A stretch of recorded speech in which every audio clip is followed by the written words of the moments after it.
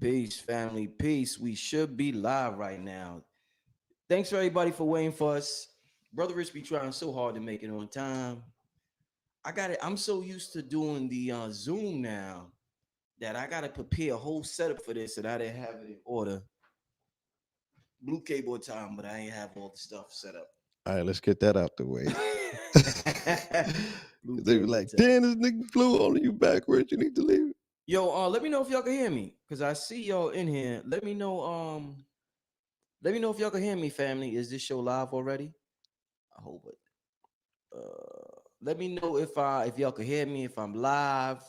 I just want to make sure before we start going in, I want to make sure we good. Chill. I don't know, they're not saying nothing. I don't know if they could family, let me know. Okay, I hear all right. If my brother Wu Moon, shout out to Wu Moon. Shout out to Wamu. Wu Moon, if he say that's the brother that be doing the push-ups with us on Okay. the KT joint. Family, We got- yeah, we're gonna get that back. I need y'all as much as y'all need me for the inspiration. So let's go. It's perfect timing. we still getting the midnight gym going. It's Let's get it. It's gonna happen. We still going to get it going. Let's get it. All right. What's up with y'all, man? All right, y'all hear me? Okay, good. I hear you, bro. What's up with y'all, man? How y'all doing? Welcome back to Underground Railroad, Black Magic 363. We got a great show tonight. There's certain rules to the game. We chose to participate in this reality matrix, and there's certain rules to the game. And it's the rules can always be broken, but there's certain things we gotta respect in terms of our participation in this game and in this program. And when we got in this game, Blue, it was a D4 program. You know what I'm saying? You know, it was like a D4 program. We one day we was conscious and we had a mother, we had an uncle, and we lived in an area. Right. So we just came online and we were like, And shit was just there. oh wow. Okay. It was there. HoloLens. I mean, at least to our conscious mind, maybe Right. like Raku say, maybe we pick shit out in another realm, but by the time you get here and they hit you with that baby brain, you forget all that shit. So it's all it's all brand new, man. Yeah, I mean that's a segue. We taking it from there. Well, you got to do your announcements first. I'm not today. No announcements today. We get straight into it. Shout out to Copper Child, Mike L. Shout out to Copper Child. King Yes, Simon. King Simon. I don't have the visual flyers, but right. I'm gonna put their names and their business title is in the description. But I'm definitely gonna get back to it. Shout out to all of y'all. Listen, Blue. So the title of today's show is The Science of Spirit Cooking. Whew. Let me make sure I get this right. I don't want to miss the science of spirit cooking and the holographic expression of emotions. Damn, sound like one of Valentine lectures.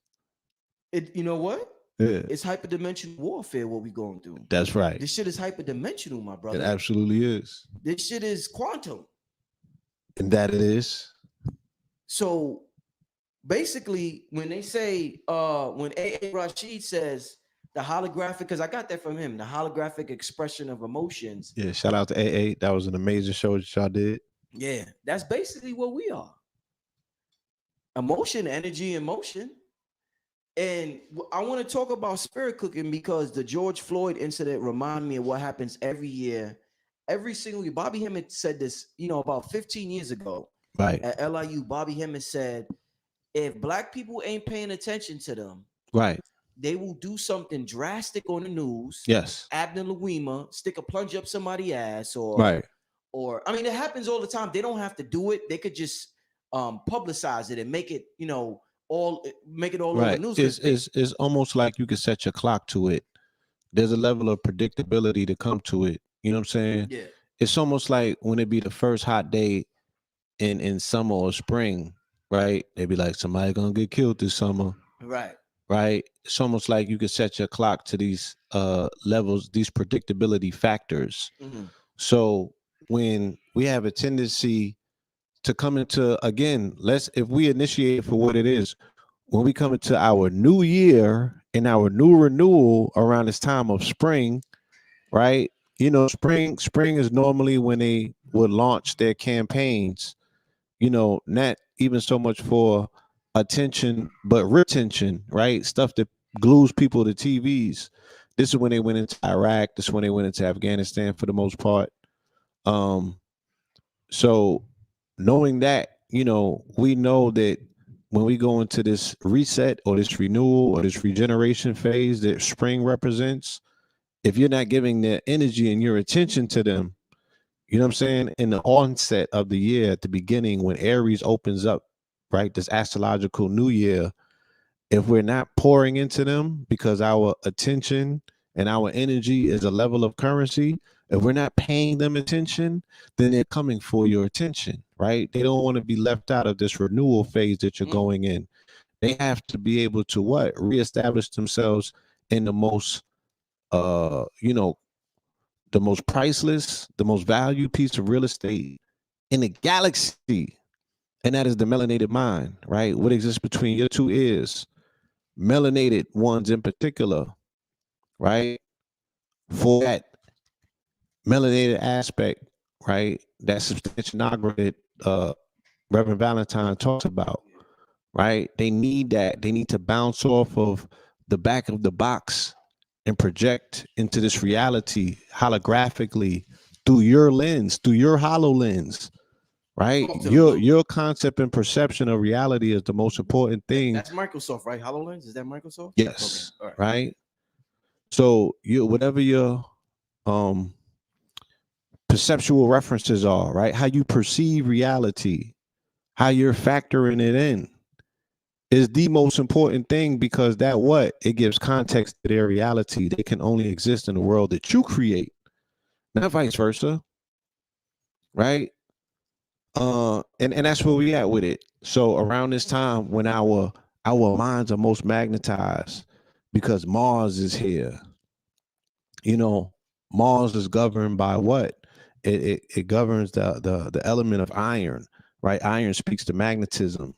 These are the times of years, you know what I'm saying, when we are pretty much, we're on the cross. We're making our minds up. Springtime, shit. I'm gonna get to my summer body around this time. I'm gonna make my mind up about how I'm gonna spend my summer. Right? It's coming to the most important and pivotal part of the year, which is the summer, when the sun is at its highest, when the electricity and the energy and the heat is most intensified. So if they don't have a space in that, you might run off and decide that you're gonna do this is gonna be your year. Yo, this be the year we get it together. Not on our watch, you won't, right? We got a whole economy that we need you to fuel. Where you going? Right? Get back here. We need you to, again, power up this whole time capsule paradigm that they have, where in your world, you in the 1960s. In their world, they talking about 2060. You feel me? Right. Right. So I want to read something real quick, Blue, before we get started. Indeed. Because like I said, I was about to say George Soros, the George Floyd, yes, scenario reminded me of the spirit cooking that they do on us every year. Get us to get all emotional, the fear, the anger, the guilt, the oppression, and we project that in the ethers. And next thing you know, we see that on our because there's TV screens, right? We got TV screens, but then we got the quantum TV screen, which is our reality. Talk about it. I'm looking at a TV. You on my TV screen, nigga? How you get on my TV screen, Blue? But listen, let me read this. This is from David Icke, and I think that this helped me understand the how this matrix operates, and I think this will explain how they manipulate this science in order for us to energize their agenda. Facts. When people talk about the subconscious or going within, they are talking about the vibrational waveform level of reality from which all form and things in physical reality are decoded into manifestation. The subconscious connects us to the information matrix of the universe, the quantum realm. Our reality is very similar to the wireless internet. From the moment we are born, we go online. We are receiving information from the invisible web and adding our own information and perceptions to that collective mind. DNA, with its crystalline structure, is a powerful receiver, transmitter, and amplifier of frequencies of light that connects us to the cosmic internet. The brain body is basically a liquid crystal. when massively magnified, you can see the crystalline nature of the blood. The more you magnify it, it becomes quartz crystal, clear as day. Quartz crystal, which is used in our computers, has the ability to generate a fixed frequency and convert vibration into electrical signal, and that's just what the five senses do. God, shit. Hey, David, I grabbed some shit. You just gotta, you gotta sift through it. You know, shout out to Dave. Like, let me finish up real quick. Data. So the five senses decode information from a vibrational wave. Say that's where your vibe is. Like, you know how they say, "Bitch, don't kill my vibe." Yeah. They constantly trying to kill our vibe. So the senses decode our vibe, the information from our vibe, and transmit it to the brain as electrical signals. The brain itself, made up of crystalline cells, then decodes the information from the vibe into an apparent three-dimensional world that appears to be outside of us, but only exists in that form inside our brains. It is the same principle as television programs on the screen or the internet on the computer screen. Them niggas ain't in the TV. What you doing? Fresh Prince was in your TV? Facts. Talk about it. That nigga wasn't in there. It was getting beamed in. It's a signal, right? Nigga, we getting beamed? Like, come on, yo, Blue. So that's a perfect analogy. He summed it up, you know, in words and in a way in which, you know, nobody needs to use their imagination outside of the scope of where he laid it out. You know what I mean? That's just a perfect summary. You know what I'm saying? And he kept emphasizing this whole aspect of it being crystalline, you know what I'm saying, and quartz nature. Yes. And when we understand the importance and the resonance of these particular crystals, you know what I'm saying? That's inside of us. So that's us. Of what these laser crystals represent, you know what I'm saying? These focal points, how they coalesce to a point and act as lasers, you know what I mean? We have these abilities and capabilities as well. If you think of this laser like the pineal gland, how they say that cone shape is formed, you know what I mean? And the fluctuation of it is now causing what? Fluctuation in this ethereal realm that we live in. If you would imagine it, it looks like an ocean. I spoke about this earlier, but if the ocean is stillness, right, when it's uninterrupted, but then you fluctuate it, you know what I'm saying, or vibrate it with thought, you know, thought causes this ripple effect. And then that ripple effect is what? It's now signaling, right? Whatever is signaling to it that ultimately has the potentiality to manifest in physical form. And this is how we bring things down from where? From the ethers. Yes. Right? So they have us now where we are engaged in this whole aspect of dealing with currency, right? That exists on an ethereal realm. And one of the main ones is called Ethereum. Ether. You feel me? So, you know, we are all the way inside of this matrix simulation, right? We all in it. We here now. You feel me? And it's nothing to be spooked of. It's saying, look, with better information and better over an understanding, if you get the analogy, if you get the symbiosis, how we relate to this realm already, then this realm won't be intimidating to you. You'll be ready player one. You feel me? Yeah. So yeah, I'm you know, I'm just so thankful these days.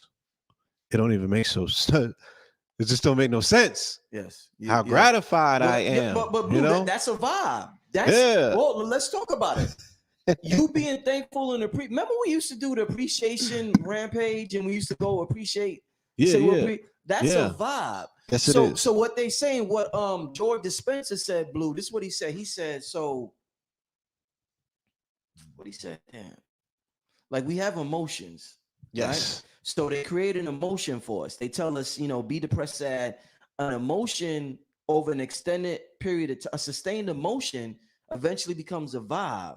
Yes. A vibe will eventually, your EMF field, your electromagnetic field, that eventually gets decoded by your brain. Your brain is looking to decode that into digital information and pixelate it.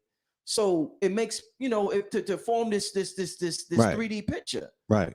So this is what they're doing, Blue. They fucking And with then our and then vibes. say what? And then once it crystallizes and forms into a particular manifestation, then it attracts more of Yes. itself to it. Yes. Right? The vibe is going to seek out its tribe. Yes. Hold on.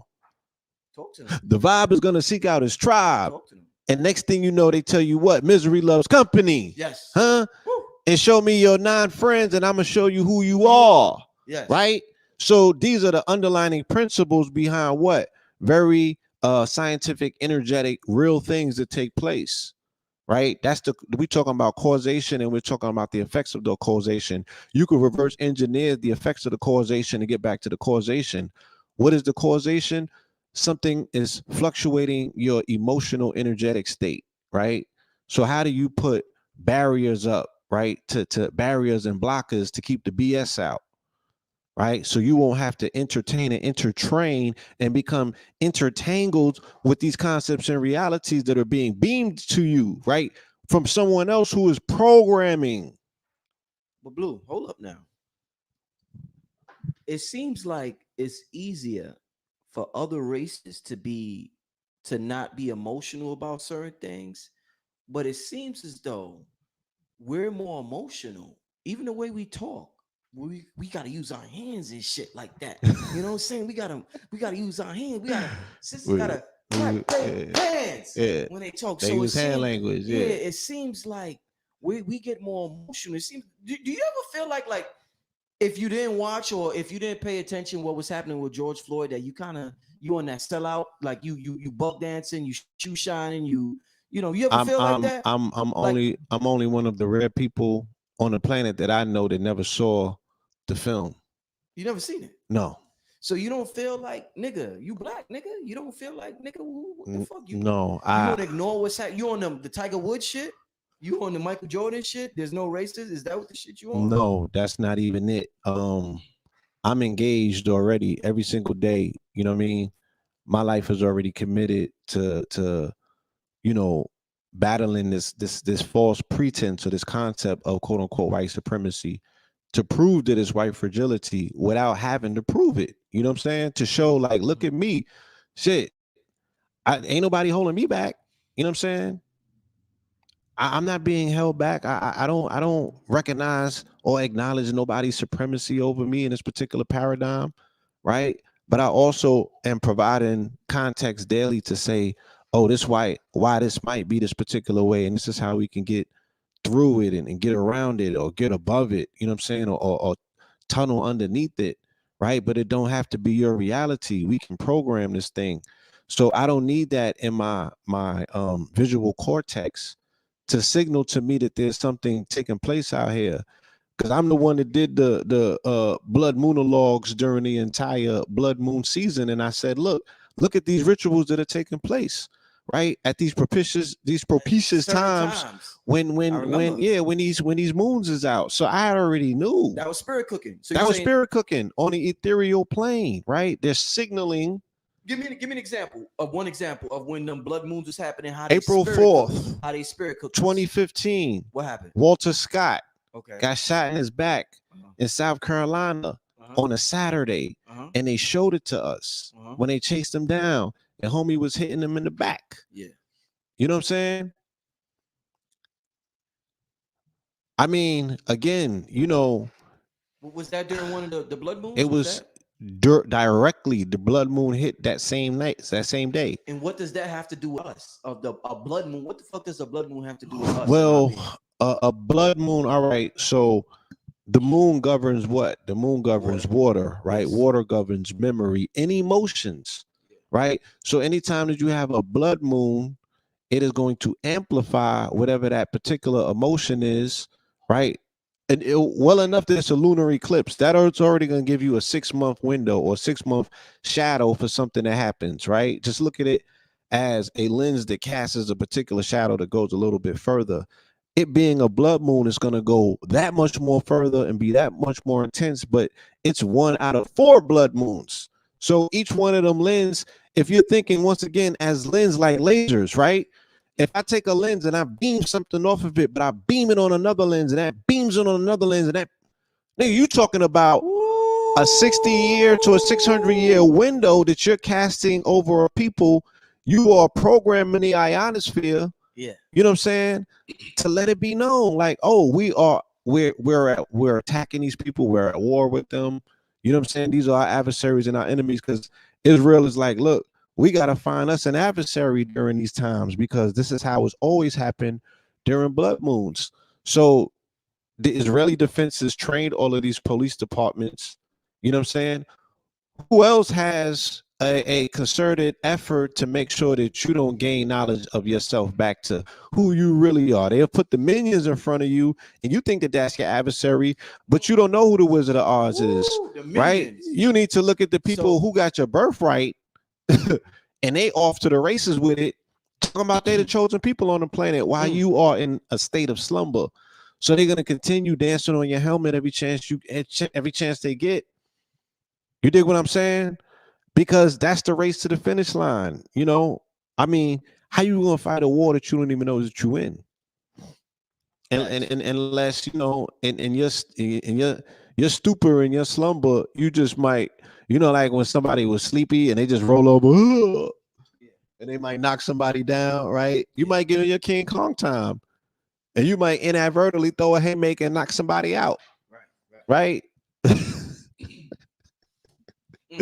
But other than that, you're being ritualized, you feel me, as part of an active death culture that you participate in, and someone is always racing to the finish, you know what I'm saying? And you don't even know that the starter pistol went off yet. So do you think, Blue, you know, in society, a person would say, some people say the black woman is the most neglected. Some people would say, you know, we live in a patriarchal society, and some people may disagree with that. But the point I want to make, Blue, is that the same way we may neglect women in our society, it seems that we neglect the moon like that. It seems like so much attention is given to the sun, but not enough attention is given to the powers of the moon. Like people spend thousands of dollars every year to be in that sun and to enjoy the sun, but a lot of people don't spend thousands of dollars or even hundreds to enjoy the moon. So do you think once we start respecting the moon, then that will reflect us respecting the woman? Because they say the moon I would say this though, we are a nocturnal people, right? And when I go to particular melanated cities, now you would think that those melanated cities, right, which house melanated people, you would think that those cities would be, you know, the cities that have the most populous affairs, you know, daytime affairs in the sun, X, Y, and Z, especially where you find melanated people at where the sun is prominent, LA, Miami, you know what I'm saying? Certain aspects of the South, different parts of the South, even New York in the summertime. But all of these cities where you find melanated people, these are nocturnal cities, right? Niggas come out at night, right? And the women govern the dynamics of why them niggas is out and what they outside doing, right? It's all about her. It's all about her, right? Even if they on a fifi shishi shit, they still up her ass trying to be her. It's still about her. You feel me? It's still about her. So she governs the night. She governs the night. So we again are. Blue, remember how much I'm sorry, Blue. Remember how much we used to spend in the club just to be next to That's what I'm trying to talk Nigga, about. She get it for free, right? But we gotta spend like 100. 100, right? Just to post up, to spend another 100 at the bar so she can pay some attention to you, so you can spend some money more on her, right? Hoping that you get lucky. You did all that. Yeah. Following a woman who you gonna come outside the club and be like, I don't love them hoes. Yes, you do. You do, nigga. Right? Inadvertently, subconsciously. Yes, you do. Because you are trapped into what? A primal mating ritual, whether you want to admit it or not. Everything that we just do around it is window dressing. But our impetus, our focus, our motivating factor is the priming, the primal ritual of mating. Right? What was like we were just talking about me and AA, right? With Easter. What was Easter about for us when we was growing up? You getting fresh so you can fornicate during the season of fertility. Yes. right? This is the fertility season. Something has to be born right now. So the Caucasian wants to born fear in your mind so you can perpetuate his fear paradigm, right?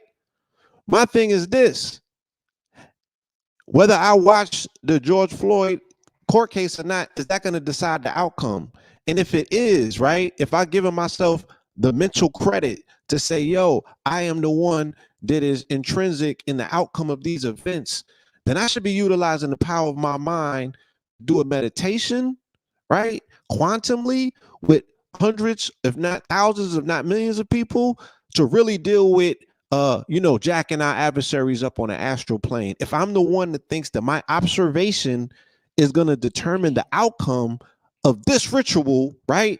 I should think enough of myself to be like, I need to be on these people's helmet every single day, if that's how my mind works. So what you saying that, let's segue. I had a question about DMX and what happened with DMX. Yes. And this all is tied to us being a holographic expression of our emotions and spirit cooking and things of that nature. So let's talk about the power of prayer. Let's talk about it. So DMX was famous for saying prayers on his album. He always said a prayer on his album. Right. Lord, give me a sign. Yes. So they had a prayer today, prayer vigil in White Plains. Yes, they did. They pulled up. So what do you think? You're not a Christian. Yes. You're not a religious man. You're a spiritual man. Christ consciousness, right? Christ consciousness. Right. Talk to me about the power of prayer. Whether it's powerful. Praying to Jesus, praying to Muhammad, praying to Buddha. It's powerful. Talk to me about it. It's powerful. And I called people to the carpet over the strong end, not the weak end, but the strong end. I said, look, can we talk about the power of prayer now that the brother is no longer in ICU, right? And once again, inadvertently, whether you identify yourself as a Christian or not, whether you fall into that particular paradigm, when you heard the news on Saturday, on April 3rd, right? And if you've seen it on my post, I was like, prayers up, right?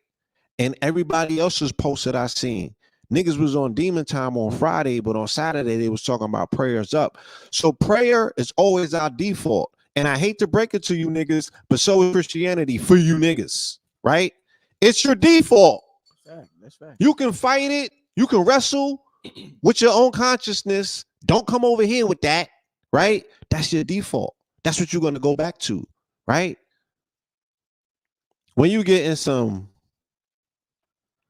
wonderful satisfaction, right? And your whole being is being stimulated, you be like, Lord Jesus,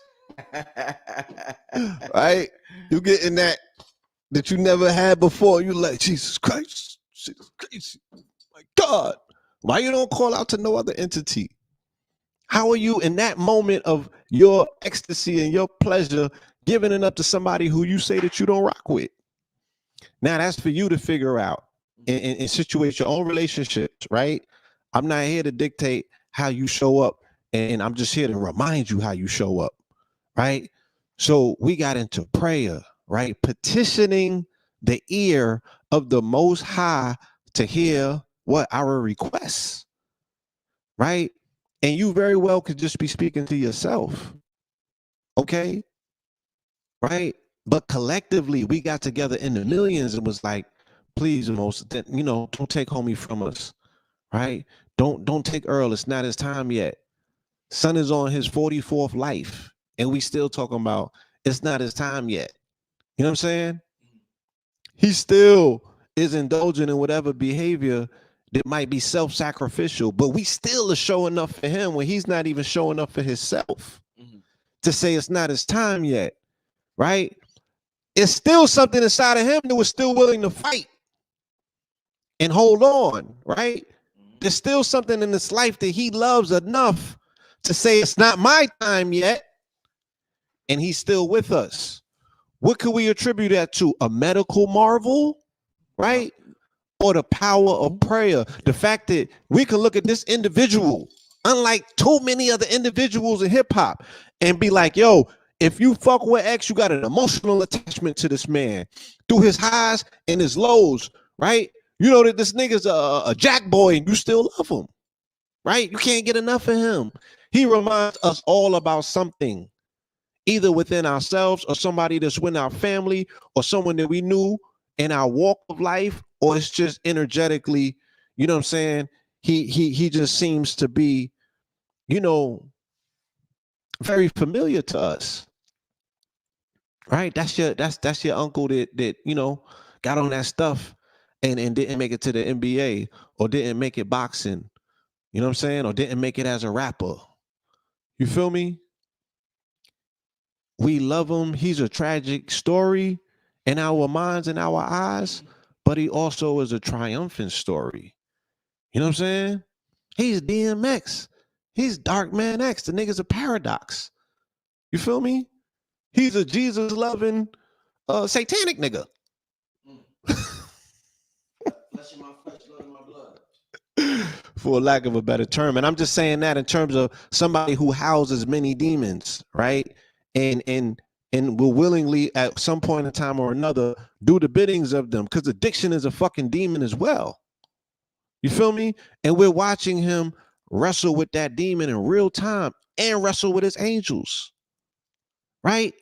And that shit happened to him during what's considered quote unquote Holy Week on Good Friday. And then we heard what we heard about him on April 3rd. Again, if the person that y'all call Jesus Christ actually existed astrologically, it would have had to happen on April 3rd, 33, right? Because that's when they had an earthquake and a fucking lunar eclipse blood moon, right? That's when they sacrificed. Because according to biblical scripture, they said that those astrological things were taking place on that day. So when you go to the calendar and you look up when did that happen in history, that's the day that it happened. April 3rd, 33 AD. An earthquake, right? Just like you seen an earthquake this morning at 4:44 in LA, a 4.0 in Inglewood. That was the time 444? Yes. Or you just saying that to sound Bro, fly? I'm not sound fly? I'm not in the sound fly business no more. I'm in the business. I got nigga a Bible full of receipts. Yes, You feel me? I'm past trying to convince niggas of what time this is. And I can say, look, that's a form of spirit cooking. That's the flip side of it, right? What you mean? That's the flip side of it. What do you mean? For the entire 3 to 4 days of this weekend, which I call the strong end, I wasn't doing nothing on my page but showing people the 44s and how they connect and making sense and speaking specifically about Los Angeles, because yesterday was Los Angeles' 171st birthday. Los Angeles was born on April 4th. It was incorporated on April 4th, and it was founded on September 4th. But September 4th is the birthday of Beyonce, and it was her wedding anniversary yesterday on 4/4. So and then they had the LA Lakers versus the LA Clippers. I keep telling you the NBA is a 44 resonating team. I mean, a whole sports division, because they all wear the NBA logo is number 44 is Jerry West, who played for the Lakers. So you have all of these energy interlaying, you know, overlapping.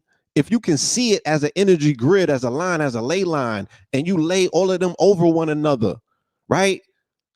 And the word earthquake equals 44 in gematria. You understand? So all of that cooking that we've been doing, you feel me? I'm like, yo, this has to come out and express itself somewhere, somehow. And then we get an earthquake. And Inglewood is hosting the Super Bowl February 13th, 2022. February 13th, we all know, is the 44th day of the year. So it's like, again, like you can cook the ionosphere, because what is a thought, right? What is a word? Where is it going? It's going into the ionosphere, right? And it's heating that ionosphere up and it's being redistributed, just like precipitation. So Blue, if they call what we do spit, right? That's a form of precipitation. Yo, you see, our slang is amazing. You know how we be like, I'm gonna make it rain, nigga. Facts. We make it precipitate, nigga. Facts. Yo, we some ill motherfuckers. With this word, with this language. We be like, I'm gonna make it rain, nigga. We really are. Yeah. That's a fact. It's what we do. We the gods, Yo, for real. we gods without even knowing. You know what I'm we saying? Gods, bro. You throw us this language. Look what we've done to it. We have turned it inside out. And I was listening to Earn Your Leisure on the way here. Shout out to 19 Keys and Earn Your Leisure. And there was a brother on there, and he was just, reminding us that 150 years ago we couldn't read. Only the Bible, right? It would be a penalty if you read. So we have only come into contact. That's why when people be beating up on English, I'll be like, hold on just a second. First of all, you wouldn't have got here if it wasn't for English, because your father figured out to say some fly shit to your mama using that tongue to got yourself here, right? And they was listening to some music that was sung in English that provided a vibrational frequency. Maybe it was the Isleys in Earth, Wind, and Fire like the other day. Okay, shout out to them. Drifting on the place. I was just saying, I was listening to the lyrics, bro. And I'm like, I know the words too. Regardless of what y'all say about this language, when I hear this music, though, I don't know if I would hear it the same way if it was in Kiswahili, right? And I can't tell you the difference because I haven't heard it yet. But what I'm hearing now, it sounds like sweet. It sounds like sweet supplications to my ear. So when I put a prayer up to the Most High, I make sure that my sweet supplications or my supplications sound sweet to the ear of the Most High, so I could petition the ear of the Most High to hear my prayer. You feel me? And that's what it is. That's the power of prayer. Even if you are imaginatively, right, engaging with something outside of yourself, and you find a particular way, you know what I'm saying, to make that particular connection, even if you got to trick yourself into your magic, you still magical beyond your wildest beliefs. You feel me? And your beliefs have to predate your gnosis of a thing, right? Faith is what? Is believing in something that you can't see is evidence of the unseen. And then you move into your belief factor by convincing yourself that it's actually there. And then, eventually you'll know a thing and you can stand on it. But you got to get to belief before you get to knowledge. And because of religion, these phrases are castigated in our society. We don't want to hear about faith or belief. But Napoleon Hill said it is the foundation of manifestation, right? So is that why the conscious community is known for not manifesting? You know what I'm saying? It's wildest ideals and its dreams and its concepts and its inability to actually actualize a community because they have castigated the foundational principles of faith and belief, which are necessary to manifest, right? Because those precepts and concepts predate religion. Yes, sir. We're not going far enough into it and removing ourselves from the emotional sting of whatever our experience with religion has been. Blue, I talked to you the other day. I don't know if it was yesterday or the day before. Yes. We was talking about the show, and I was telling you that personally, I feel, and I want to get your opinion on this on camera for my research and study. I'm telling you what if you was here from the beginning of the show, I just read some amazing information that David Icke has in his book. Amazing. Yes. And rewind it if you didn't hear it, because it's absolutely amazing. But Blue, in my opinion, you was just talking about us affecting the ionosphere with our thoughts. We've been talking a whole show about the emotional intensity of melanated people and the substantia nigra and all that. Yes. So in the last 20 years, the biggest, the most collective energy, one of the most collective energies that we have shot into the ionosphere was I Can't Breathe. Ooh. For years, the globe followed us. Ooh. For years, we said, I can't breathe. Remember that one? LeBron wore the biggest superstars in the world. Yes. Wore the shirts. I or we, either or, it's just as bad.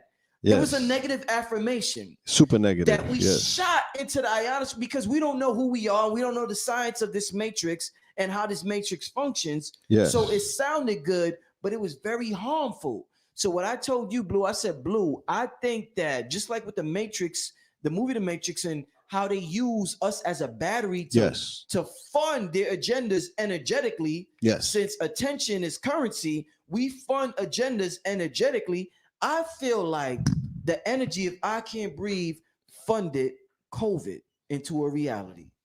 And they couldn't, they was able to bring that into this realm, the hyperdimensional beings, because we gave them, the door was open. It's like a vampire can't come in unless you open, you got to invite them in. Facts. We invited it in this realm, since we are the guardians of the galaxy, through our negative affirmation. Now nobody can fucking breathe, bro. Yeah, again, like I said, imagine if the aliens came, right? Or imagine if your ancestors came through that black hole portal. Yes. And, it took them so many years to get here because of light, or however many different dimensions that they had to get through. And they got here, right? And once again, they're listening, right?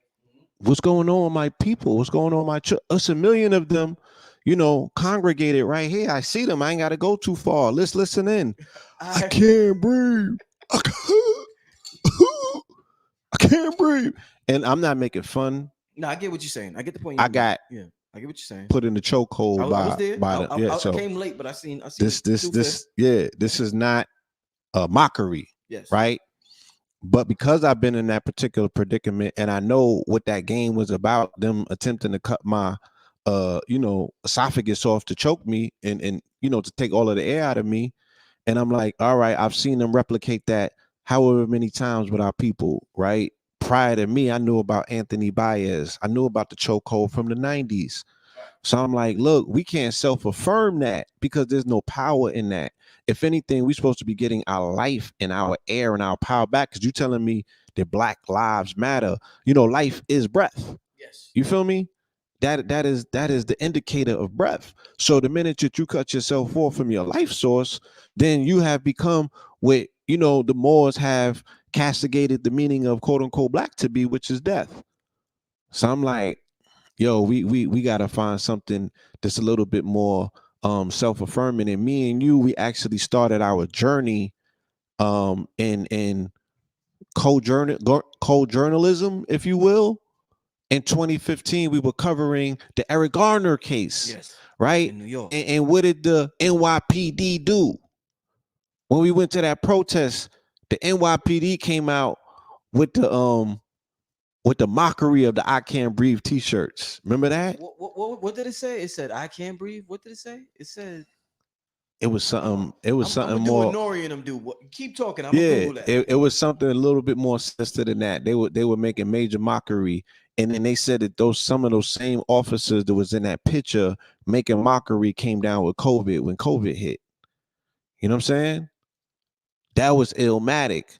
So, being that you have a million melanated people, right, during a time when our planet is going through a part of the galaxy. I gotta show this to the people. So yeah. So this is what they do. So we said I can't breathe. Oh damn, they can't see it. Oh shit. I would just have to share the link. Now you're not gonna be able to see it. But anyway, the NYPD wore the shirts. I'm gonna share. Give me a couple of minutes. I'm gonna share. It says I can breathe. Mm-hmm. So their shirts had the positive affirmation. They had the they had the affirmation that was mocking the protests at the time, and then it was hard to take the side of the people that were making the most sense, because now people once again, oh, you a sellout, you on the side of the police.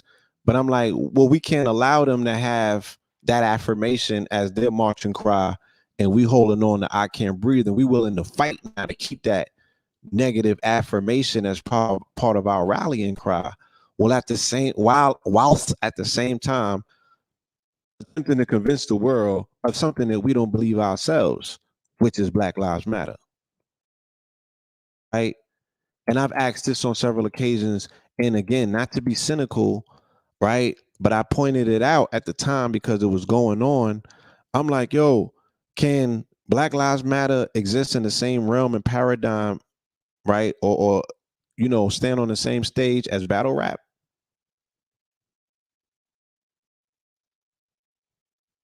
You gotta explain that to me, bro. I don't understand what point. Battle rap is a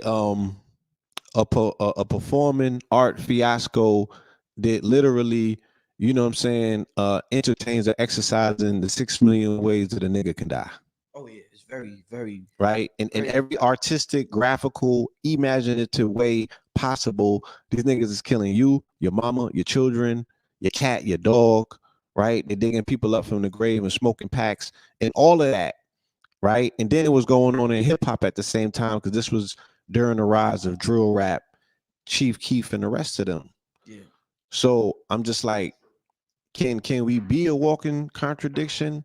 Because blackness is a paradox. I get it. You Mm-hmm. feel me? But it's like, do we believe that ourselves? And if so, why do we entertain and why are we so moved by the concept of Black Death? Knowing again what we were able to see yesterday, you know what I'm saying, with the Isleys and Earth, Wind, and Fire, right? And they were coming up during tumultuous times, but that wasn't the soundtrack of their lives. And they said that. They said They still had a vibration of love that they put into the world. You would think somebody wrote that for them, right? Because you wouldn't even think that they like, damn, we were educated with, like, somebody sent us to school to the degree where we could come up with clean cut poetry, prose like that, right? That stuff didn't even have slang in it. They were going straight for a mainstream audience during a time when they wasn't even allowed to be, you know what I'm saying, in hotels and even on TV like that. They was trying to convince some of them artists not to put their faces on them albums, Yeah. right? But then they burst out of that and look what they came with. You feel me? So that would have been a easier slogan for them to sell in the 60s than it is in the 2000s. You feel me? Mm-hmm. So it's just like, yeah, you put these affirmations out to the universe. And again, like I said, I showed it to the people there on yeah, my the PV. universe is conspiring for your success. You know what I'm saying? Your ancestors want you to win. I even think that the aliens want you to do something, right? Rather than do nothing. Blue, when you say the universe, real quick, when you say the universe is conspiring for your success, Yes. I want people to understand, since success is personal, if Yes. you want to be miserable, the universe will conspire to make you miserable. That's a fact. Because they think that's your version of success. That's a fact. Because that's what you're what David Icke just said, and not to say that he's the savior, No. but the crystalline nature of us being a transmitter, a receiver, Right. all of that. Right. So we transmitting Right. shit. The universe is only here to do your serve bidding, you. right? To do your The bidding. magic genie. Yes, the magic genie. Aladdin. That part, Aladdin. right? Nigga. No Will Smith, right? No Will Smith. But yeah, you do have that entangled relationship with your genie, right? That your genie is there to do your personal bidding, because your world don't have to look like my world, right? But just in case that they interlap or overlap or interface, then we have to have mutual understandings as two people who are what? Sharing this particular world, right? But you can create whatever world you want, and the universe will back you up and substantiate that. There's so many people who have built in darkness, right? Field of Dreams, building and they will come. They build out things without audiences. They build out stuff without knowing what the end outcome would be. You know what I'm saying? They've been in places doing things before it was popping, and then what? Reality caught up to them, and then the people showed up, and the wave started. You know what I mean? And it was already there and set up, and now they looked at as geniuses. You feel me? They was calling Kanye crazy a few years ago. Was they not? Was they not calling Kanye crazy? In the same conversations he was having then is the reality of the situation that we find ourselves in now. And had people looked at him like, oh, this person is an artistic genius, right? And his brain is somewhere that we might not all be, but we should be willing to listen, even through the perceived craziness. Imagine how much forward we would have been as a creative collective, as a community, that we would have been prepared for all of these digital waves that are coming, you know what I'm saying, with NFTs and blockchain and this, that, and the other, right? Just putting so much more power into the hands of the creative. This is what he was advocating from day one. And now the crazy nigga got 6.6. But Blue, all geniuses, you have to be a little crazy to be a genius, because you have to reject the default program so much to the extent that you look crazy. granted. You have to Right? you have to reject the default Right. program. But then Blue. run the risk of the people that are still part of that default, still part of that battery system Yes. of the default program. They're going to be the ones that attack you and be like, Yes. oh, Until you show them your genius, and until then you, they like, yeah. that's why they say first they call you crazy, and then I forgot how the meme goes, but that's the first stage. They call you crazy and stupid and whatever, and then they call you a genius and you're profound, and next thing you know, you like Dr. Sabi on a shirt and shit like that, all that other, That part, whatever. right? You know what I'm That saying? part, you Shout know. out to everybody, real quick, Blue. Shout out to those who donate. The Cash App is available. It's on the screen. Also, the super chat is open for those who are I guess international, or it's more comfortable to use Are super you got chat. super chat, nigga?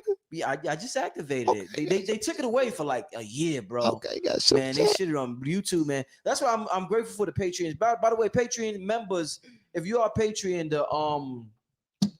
the cryptocurrency workshop, both of them is on Patreon. And if you want to make some bread, get some extra bread. Me and Blue was just talking about it.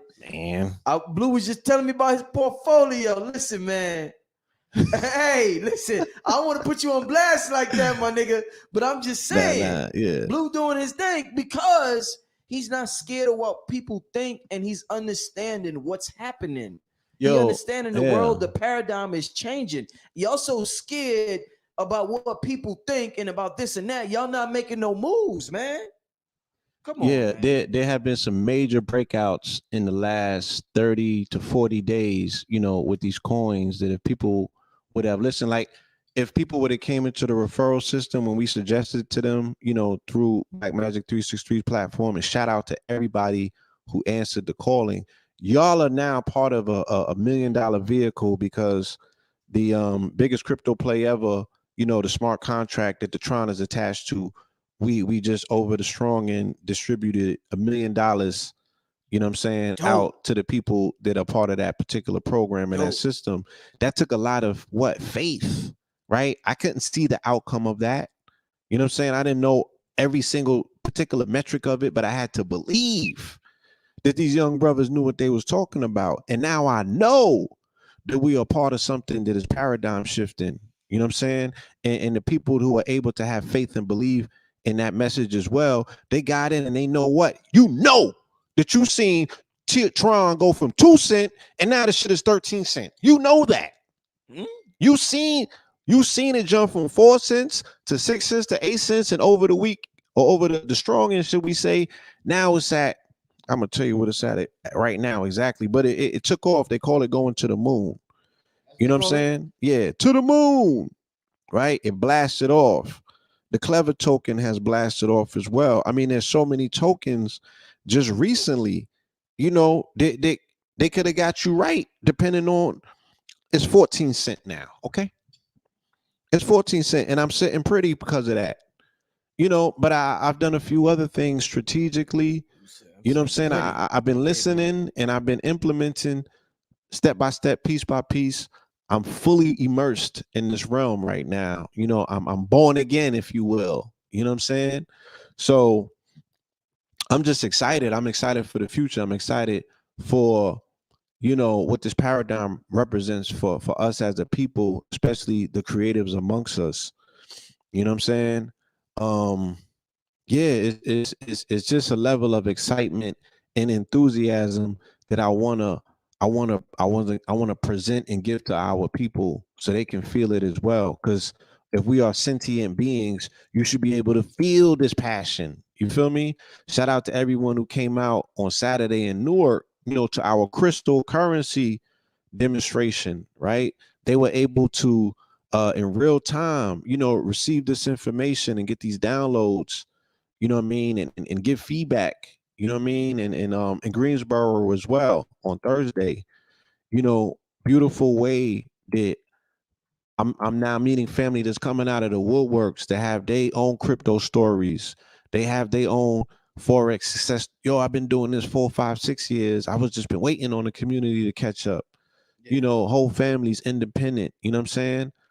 I'm just really able, you know, like I just wake up with a different level of excitement every single day because I'm learning again, you know, and I'm learning on my own terms.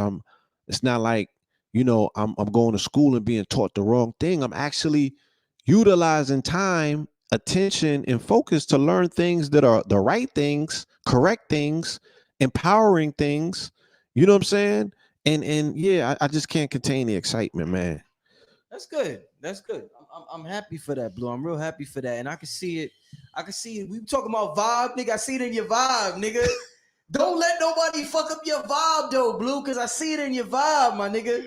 Don't let, because your vibe. You know what? Nah, Hey, Blue, your brain is gonna eventually translate your vibe into a holographic reality, my nigga. and it has. So keep that vibe, so that sustained That's vibe, how so you could keep that sustained reality. yeah, I'm surrounded by abundance. You know Yeah, what I'm man. Don't saying? let them And ruin your vibe, bro. The nah, negativity, nah, whatever. nah, I can't. I won't allow it. I won't allow my vibe to be disrupted. You know what I'm saying? There's too much potential and promise, you But know what I mean? And maintaining what? Being unapologetically optimistic. I spoke about this last year, right? During COVID. And this was one of the main reasons I didn't watch the video, Mhm. because I wanted to remain unapologetically optimistic. Because why? I was a frontline essential worker at the time. And the last thing that I needed was an attack on my sympathetic nervous system, where my stress level would now start spiking my cortisol and shut me down, where I'm in fight or flight mode. So when I see police lights, I'm getting scared because I'm thinking about what they did to Big Floyd. Hey, You understand? Blue, but what I want you to touch on real quick is that we talked about how we get spirit cooked from, all right, this is an illusion, this is a holographic, whatever. Yes. So we have characters in this hologram that spirit cooks us by projecting something on the news, right? And we see it. Yes. All of a sudden, it changes our vibe. Next thing you know, we feeling fucked up. We arguing with our girl. After we argue with our girl, we start drinking and smoking. After we start drinking and smoking, we don't do the work we're supposed to do. After we don't do the work we're supposed to do, we don't make the money we're supposed to make. After we don't make the money we're supposed to make, we feel depressed. Now we cheating on her. Now that we cheating on her, we fucked up our family. Everything Right. going on. But listen, Blue. Look. Blue. No, finish. But listen, what I'm saying is that this is what I'm saying. All that appears to happen on the outside of us. But I want you to touch on the aspect of the spirit cooking happening from, if you have a set of neurons and synapses that's connected, and you have this whole civilization within yourself that's used to behaving in a certain manner, and you try to introduce a new civilization into your inner body, the old one is going to fight the new one. So you saying, I want to get money, but you used to being broke. You got all these synapses connected, neurons connected it. You got all this shit going on inside your body. You're like, hold up. No. We are broke civilization. So they're going to fight your new thoughts coming in. It's a fact. Next thing you know, every time you try to be positive, something bad happened. The niggas like, how come every time I try to do something good, something bad happened? Right. Because you it happens to everybody. You bro. have an eternal self-sabotaging mechanism that is. Hold up, say that again. You have a internal self-sabotaging mechanism that is your default. Woo, right? Blue, that is on. playing itself in the back of your mind at all times, right? And it right, yes, it does not want change. It's scared of the big stage. Woo, right? It's scared of the big show. So it is the thing that generates excuses, and it puts you in predicaments where you can what? Be led to believe that you made a choice that's now put you in a pickle, right? Because all of them things that you're talking about, the downfall, right? You know what I'm saying? Man starts falling to pieces, and all of these negative things start happening in his life that is de-escalating from the heights that he was once at. And all of these things start falling all from one bad decision, right? Or the unwillingness to make a decision. So you get pushed into a place. But lo and behold, you wanted to self-sabotage yourself because you was really scared of what them heights represented, right? You went to the top of the building, but you didn't jump, right? Because you don't believe that you can fly. You know what I'm saying? So you came up with every excuse in the world. You know what I mean? about why it won't work or why it's not safe or not this time. You like, nigga, you already up here though, Mm, right? Why don't you just jump? mhm. You know, and it be that thing. It's the fear. You know what I mean? It's the fear that has been programmed into us. And a lot of us that trigger, that fear is something that's embryonic.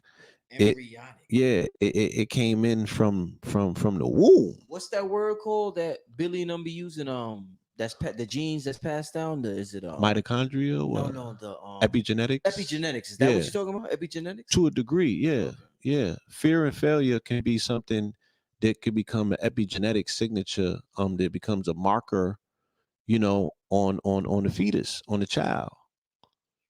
Mm, You know what I mean? When AA was talking about in the second trimester, you know what I'm saying? How the unbalanced chemicalization of that child can lead to a level of autism. And then because of the microbiome, what that child has to have fecal transplants, right? And things of that nature to bring put back in certain bacteria for that child to now be full and whole again and mhm, substantiated. mhm, You feel me? mhm. So yeah, again, if we're born into this concept for whatever reason, or this social construct to believe that we are lacking something, right? Sorry about that, family. Yes, Sorry. that we are in lack, live in lack, come from lack, belong to lack, identify with lack, right? And then people say you put a B on that and it's be lack, but I'm not gonna do that, y'all. We ain't gonna go there. Mhm. You feel me? Yes. um because there are people who self-identify as black that was still able to get outside of the program and reverse the default. So that's not it. You know what I'm saying? Mhm, mhm, It's these ideas and these concepts, right? mhm, I don't know too many people that did not go to public school or private school, right? I don't know too many people who sidestep education altogether. mhm, Sabi told me he did. I don't know how true that is, mhm, right? But he said he didn't go to school. So he was the only one when I was young and I was looking up at him. I'm like, yo, he's fearless. I knew that as a child. I'm like, he's not scared of white folks. Like everybody else around me seems to be.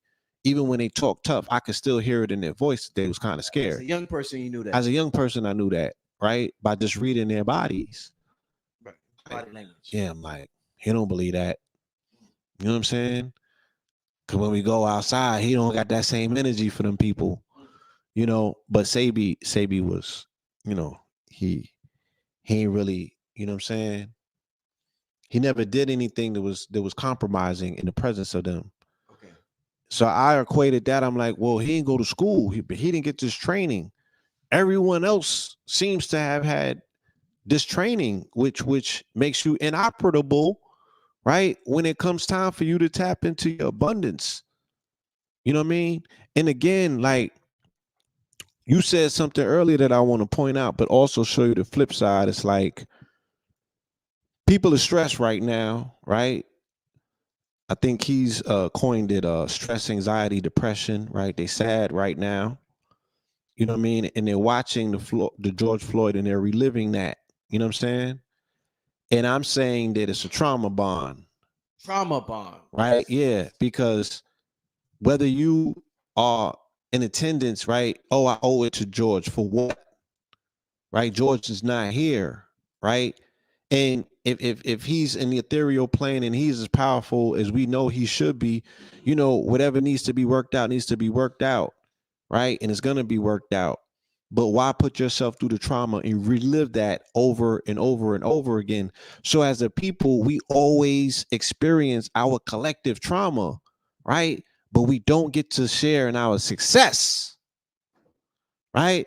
So why is our trauma monolithic as a people? And we all felt that. Ooh. mm. But why we don't all feel when, right? We all not worth 6.6 like Kanye? For real? I'm infinite. Huh?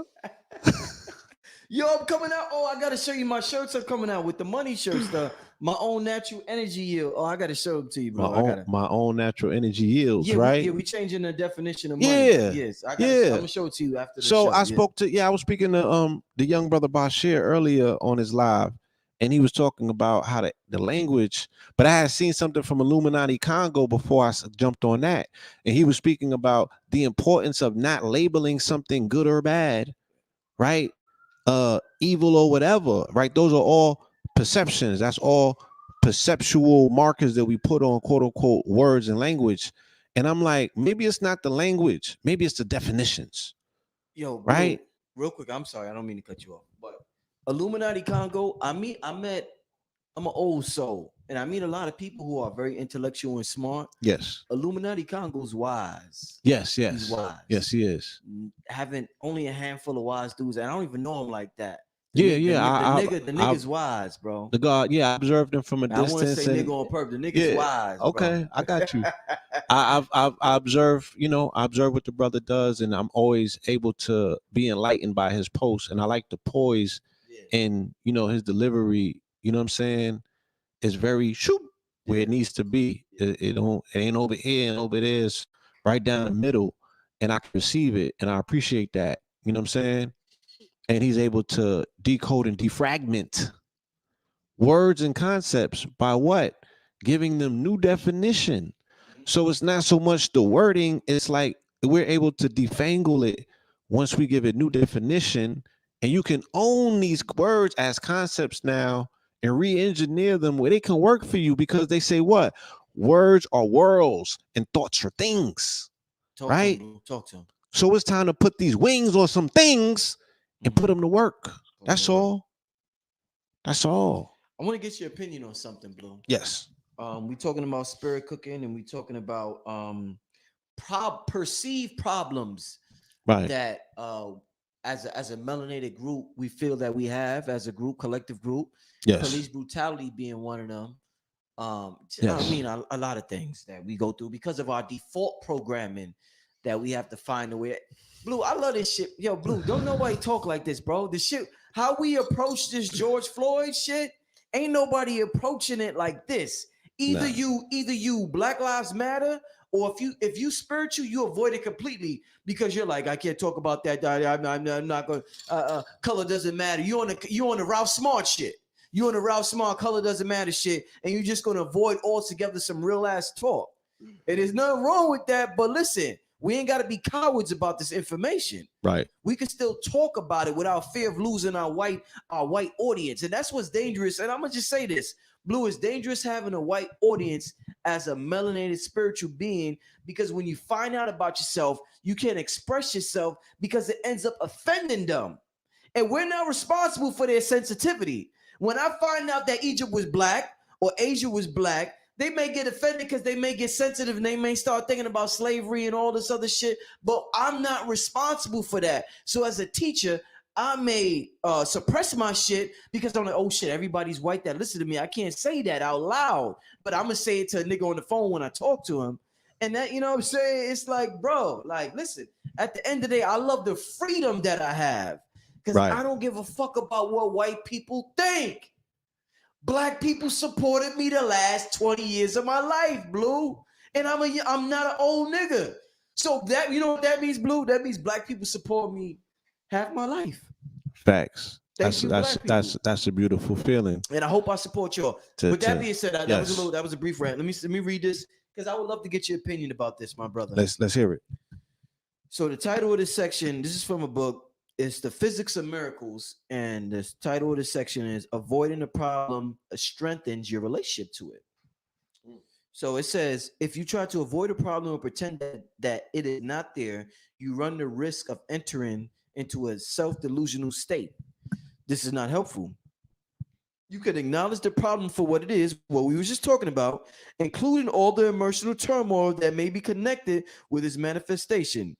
The charged state that exists when you hold on to the problem, though, helps keep it tethered in physical existence. When you show respect for the energy of the problem, you actually diffuse some of the psychic charge off it. Let me read that again. When you show respect for the energy of the problem, you actually diffuse some of the psychic charge off it. Then you gently set it aside, perhaps just outside the threshold to the door of your conscious awareness. This allows you to be neutral in the middle about the condition or problem. What you think about? That's interesting, Blue. What you think about that, my brother? Mm. Being neutral in the middle, acknowledging the problem, but not allowing it to be tethered to your physical existence.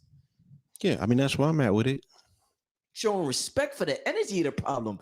That sounds weird. Showing respect. If you got raped or abused, showing respect for the energy of that, that may sound a little weird to a lot of people, Blue.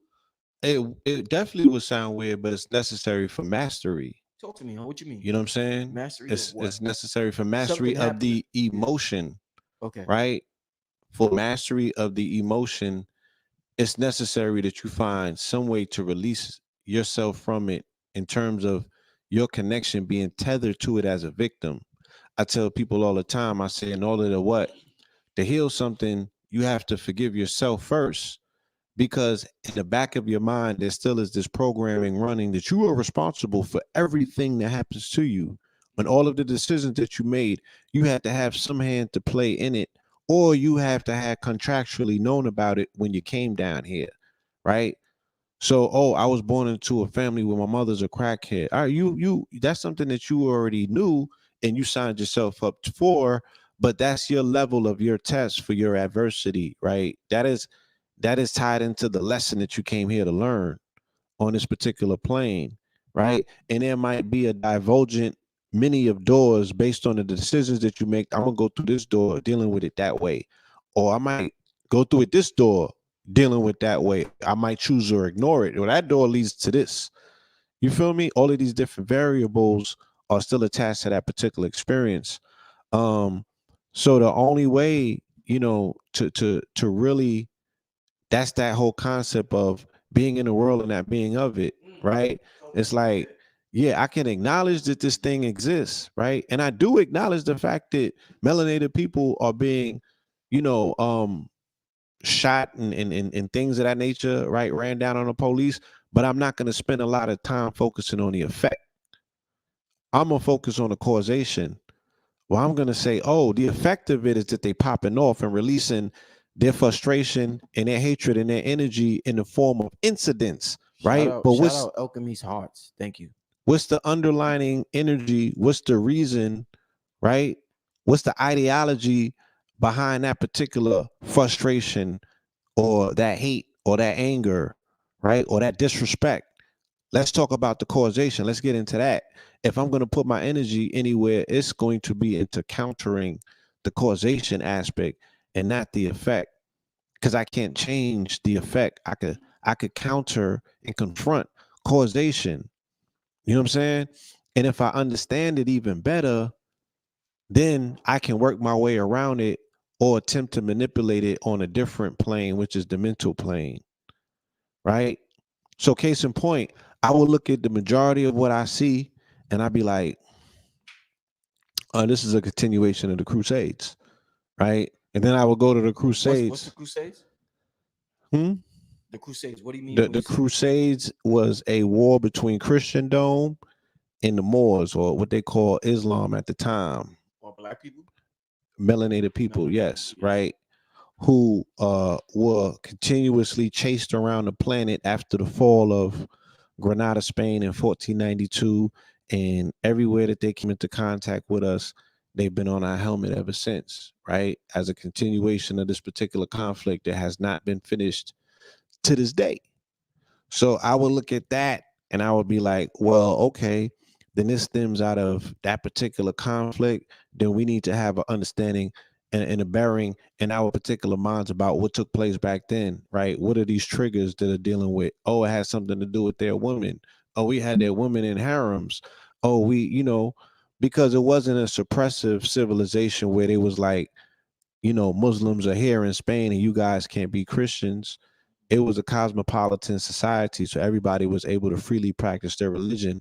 But we had their women in bondage. We had their women in harems, their mothers, and things of that nature. And this is what they fought back for. So then when you go and look at the white supremacist creeds, this is what they're fighting for as well. You know what I'm saying? When you look at when the Klan rode and they had those Spaniard hoods on that they, erroneously we just called them Ku Klux Klan outfits. No, they go back to Spain. So, I would want to look at these particular factors to be like, if we can possibly put a stop to this, if we're gonna put so much energy towards it, it better be towards putting a stop to it. And how you gonna possibly put a stop to it? By marching and locking up officers and, you know what I'm saying, carrying signs and telling them to, you know, well, remember, it was first what? Hands up, don't shoot. And now we brought our hands down and we giving their arms to shoot a jab, a medical device in there. So you went up from putting hands up, don't shoot, to now your hands is down and you telling them to shoot you in the arm. So if that ain't magic, I don't know what is. That's another spirit if that ain't spirit ritual. cooking, I don't know what else is. Like, look at the effects of it. How do you go from this to that? How are we talking about, yo, they shooting us last year and now you lining up to get shot? From the same people who you say don't value your life and you don't trust them, it's the same people that all of a sudden now you trust with your life. Like, what would the aliens do with you niggas? Like, what would they do? What can they possibly do with you? Experiment. Just experiment. Just put you in, you know. What's wrong with these niggas? They just gonna spin you in circles all day and just prod at you. What else can they possibly do? They're like, we have to study their brains to figure out what happened, right? Because we can't take this shit to Aldebaran and all of these other dimensions. They're gonna be like, yo, you the goofy of the galaxy. Why are you here? What do you hope to do where we're at, right? You haven't triumphed the little shit that has you hampered. It's like the relationship between a mouse and an elephant. But you know what, though, Blue? I bet you if they came into our world, they would be just as much or even more fucked up than what we are. Because this realm ain't no joke. All that shit that they got, once you get that baby brain, remember Bobby said that baby brain, them niggas is advanced, but if they had to attach that HoloLens, aka baby brain, nigga, that shit is the biggest trick in the galaxy. That shit is the hardest thing to overcome in the galaxy, the limitations that's imposed on us from the human brain. So yeah, they're advanced looking out on us, looking at us from the outside in, but if they got to experience this shit, they may be just as fucked up or even more, bro. That baby brain ain't no joke, Blue. I'm telling you, the baby brain, when that human brain come on you, nigga, you know what they say, 10%? Nigga, imagine if I gave you 10% of a pizza. You hungry, right? I said, Blue, I got a slice of pizza. I know this, I'm gonna give you 10% of this shit though. You gonna say, nigga, what the fuck am I supposed to? That's what I nigga, bro, what are we supposed to do with 10% of consciousness? Blue? You want this to stream, right?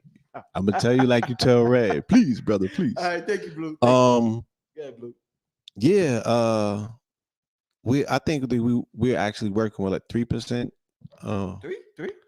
That's what I feel. Wow. You know, I think that consciousness, or what we consider, you know, the polymaths and people that can really juggle these concepts, they might be have access to 10% of the operational model that is the brain. But I think, like, normally, I think people are working on about 3% of brain activity. You know what I'm saying? Yeah. So, you know, Earth is a classroom. It's a traumatic experience. I would imagine falling from, you know, a particular heights where you are a vibrational frequency that's pure light, right, in a different form of crystal, and then you form into grotesque flesh, right? This flesh is grotesque. You know what I'm saying?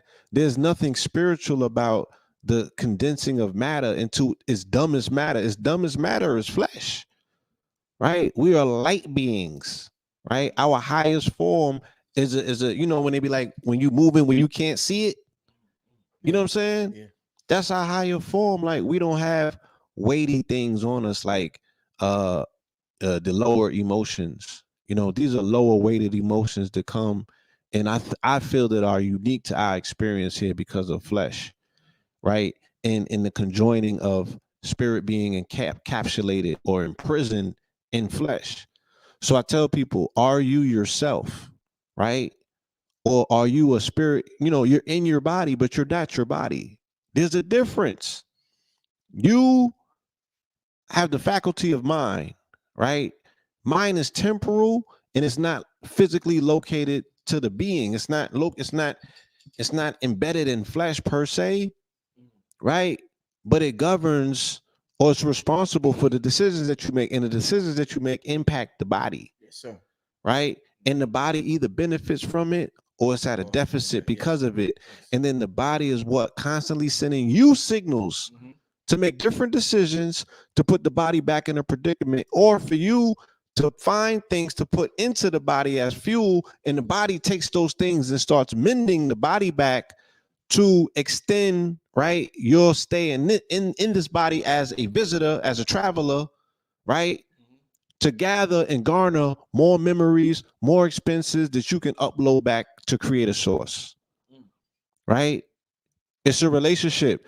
It's like, yo, you are inside of a Benz, you are inside of a Bentley, you know what I'm saying? And until you figure out how to turn it into a EV vehicle and put it on auto, right, you're gonna have to know how to work this highway and work this vehicle, or you run a risk of crashing into a divider, you know what I'm saying, or rear ending somebody, or blowing a tire, you know what I'm saying? And that's life in a nutshell, right?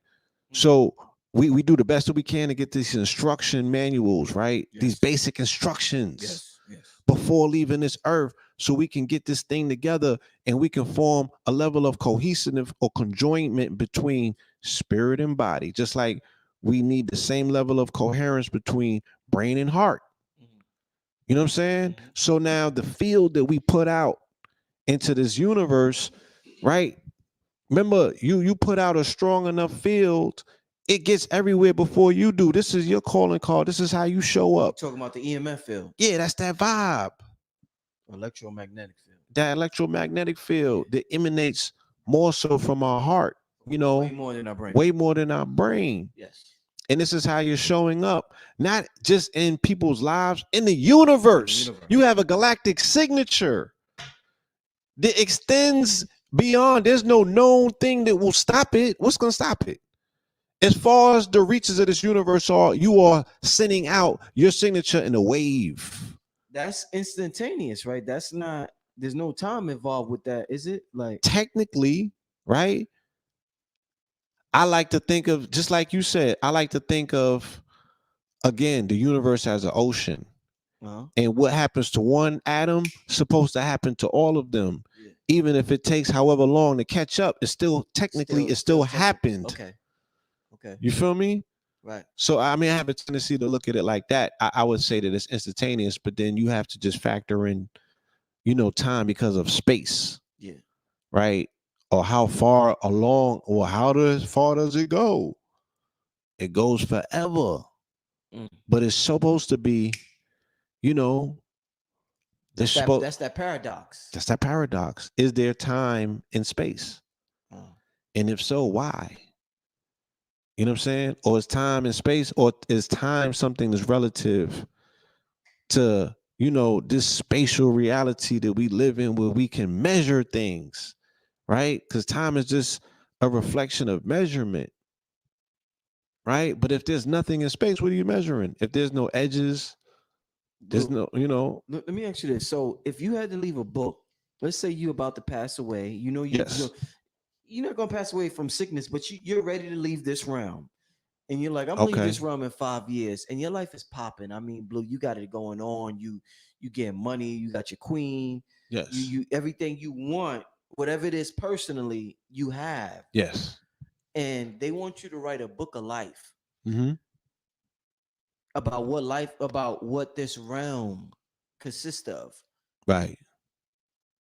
If you write what this realm consists of, because our ancestors left scribes for us and they told us certain things. They absolutely did. Right?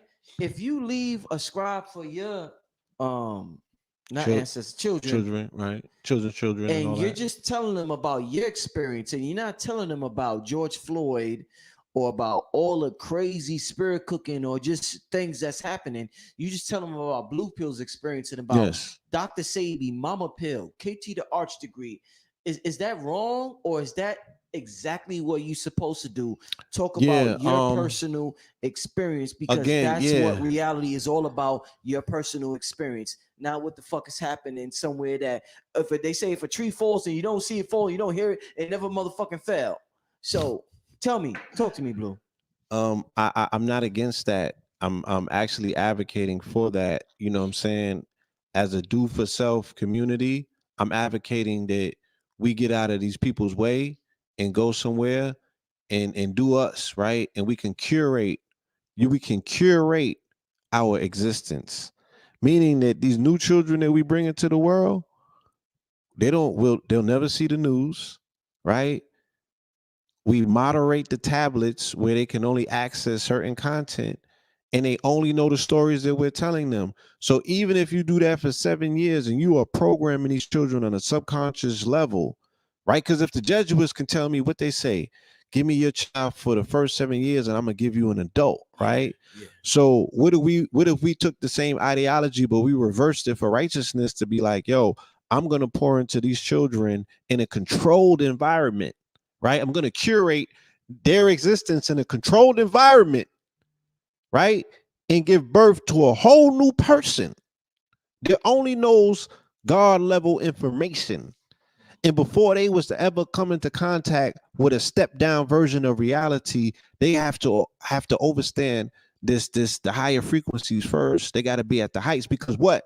I'm speaking directly to who these returned ancestors are. These babies is beyond belief in regards to their consciousness and their readiness to receive what you think is the deepest stuff that you got to throw at them. They're gonna show you something that's gonna make you scratch your head and be like, where you learned that from?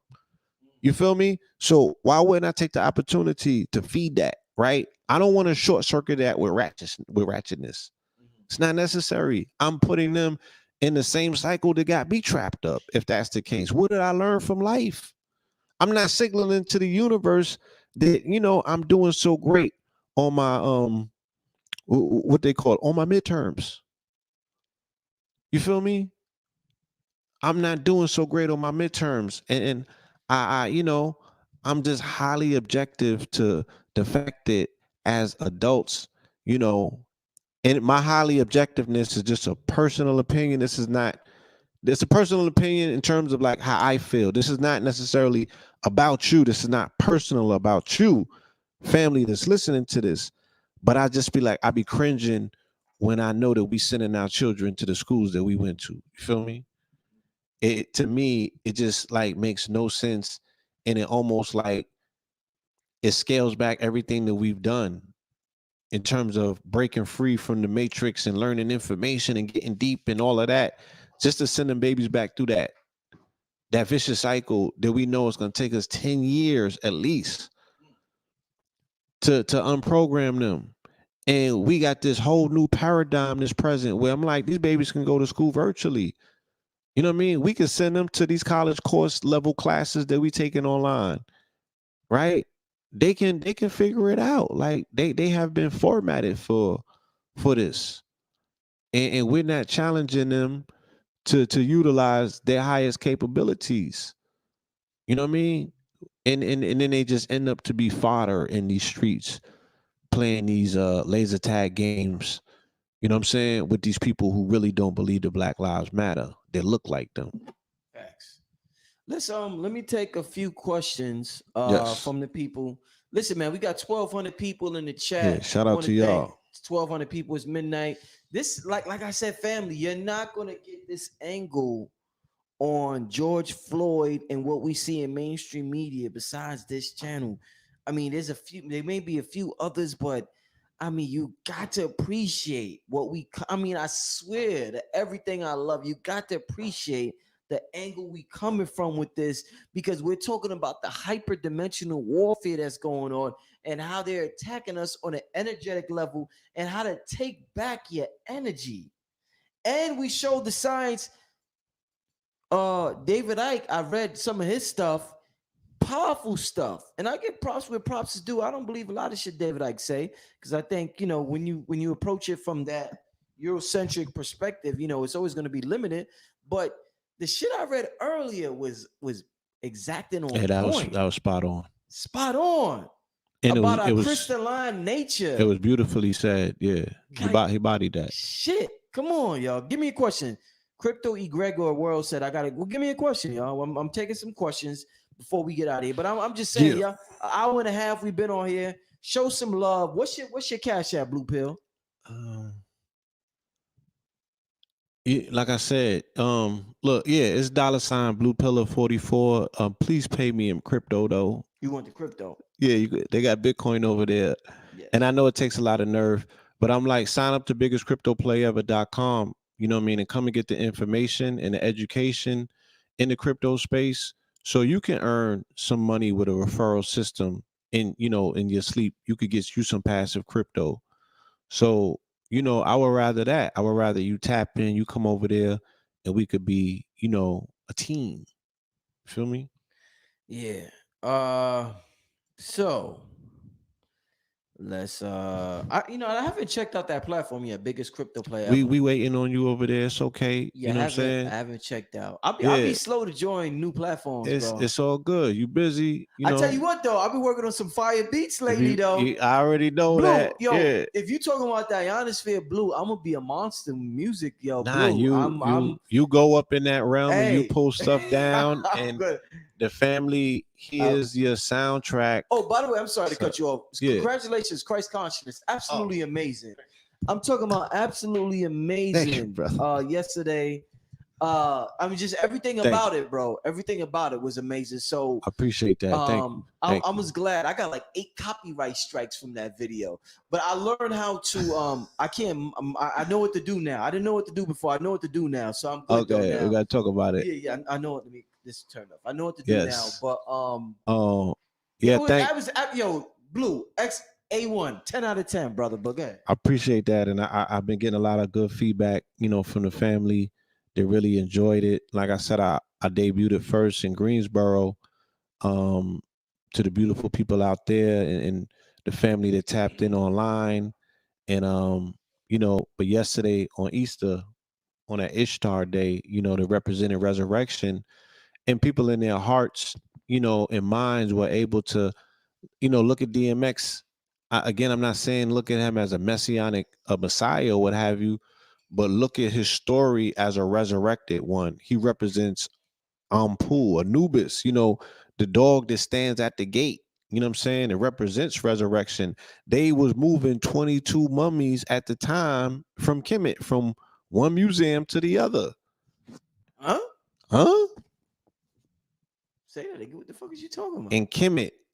At the same time, the DMX was coming, you know, out of his comatose state from ODing, you know, being on life support, and him saying that he's brain dead and he's good as dead or what have you, you know, and people were praying for him, right? Right. And he, in the same time period, like I said, that this resurrection mythos is taking place about Jesus, about Christ dying on the cross on April 3rd, you feel me? Or this year, which would have been commemorated on April 2nd, which was Good Friday, and those 3 days that he was dead, right? Laid in the cave with a stone in front of it, and then the stone mysteriously vanishes and he makes his ascension. Matter of fact, the nigga named Paul put all of that into the Bible, by the way. That's a whole nother narrative and a whole nother story. But anyway, you know, when all of that takes place, you feel me? All of these things are taking place at the same time.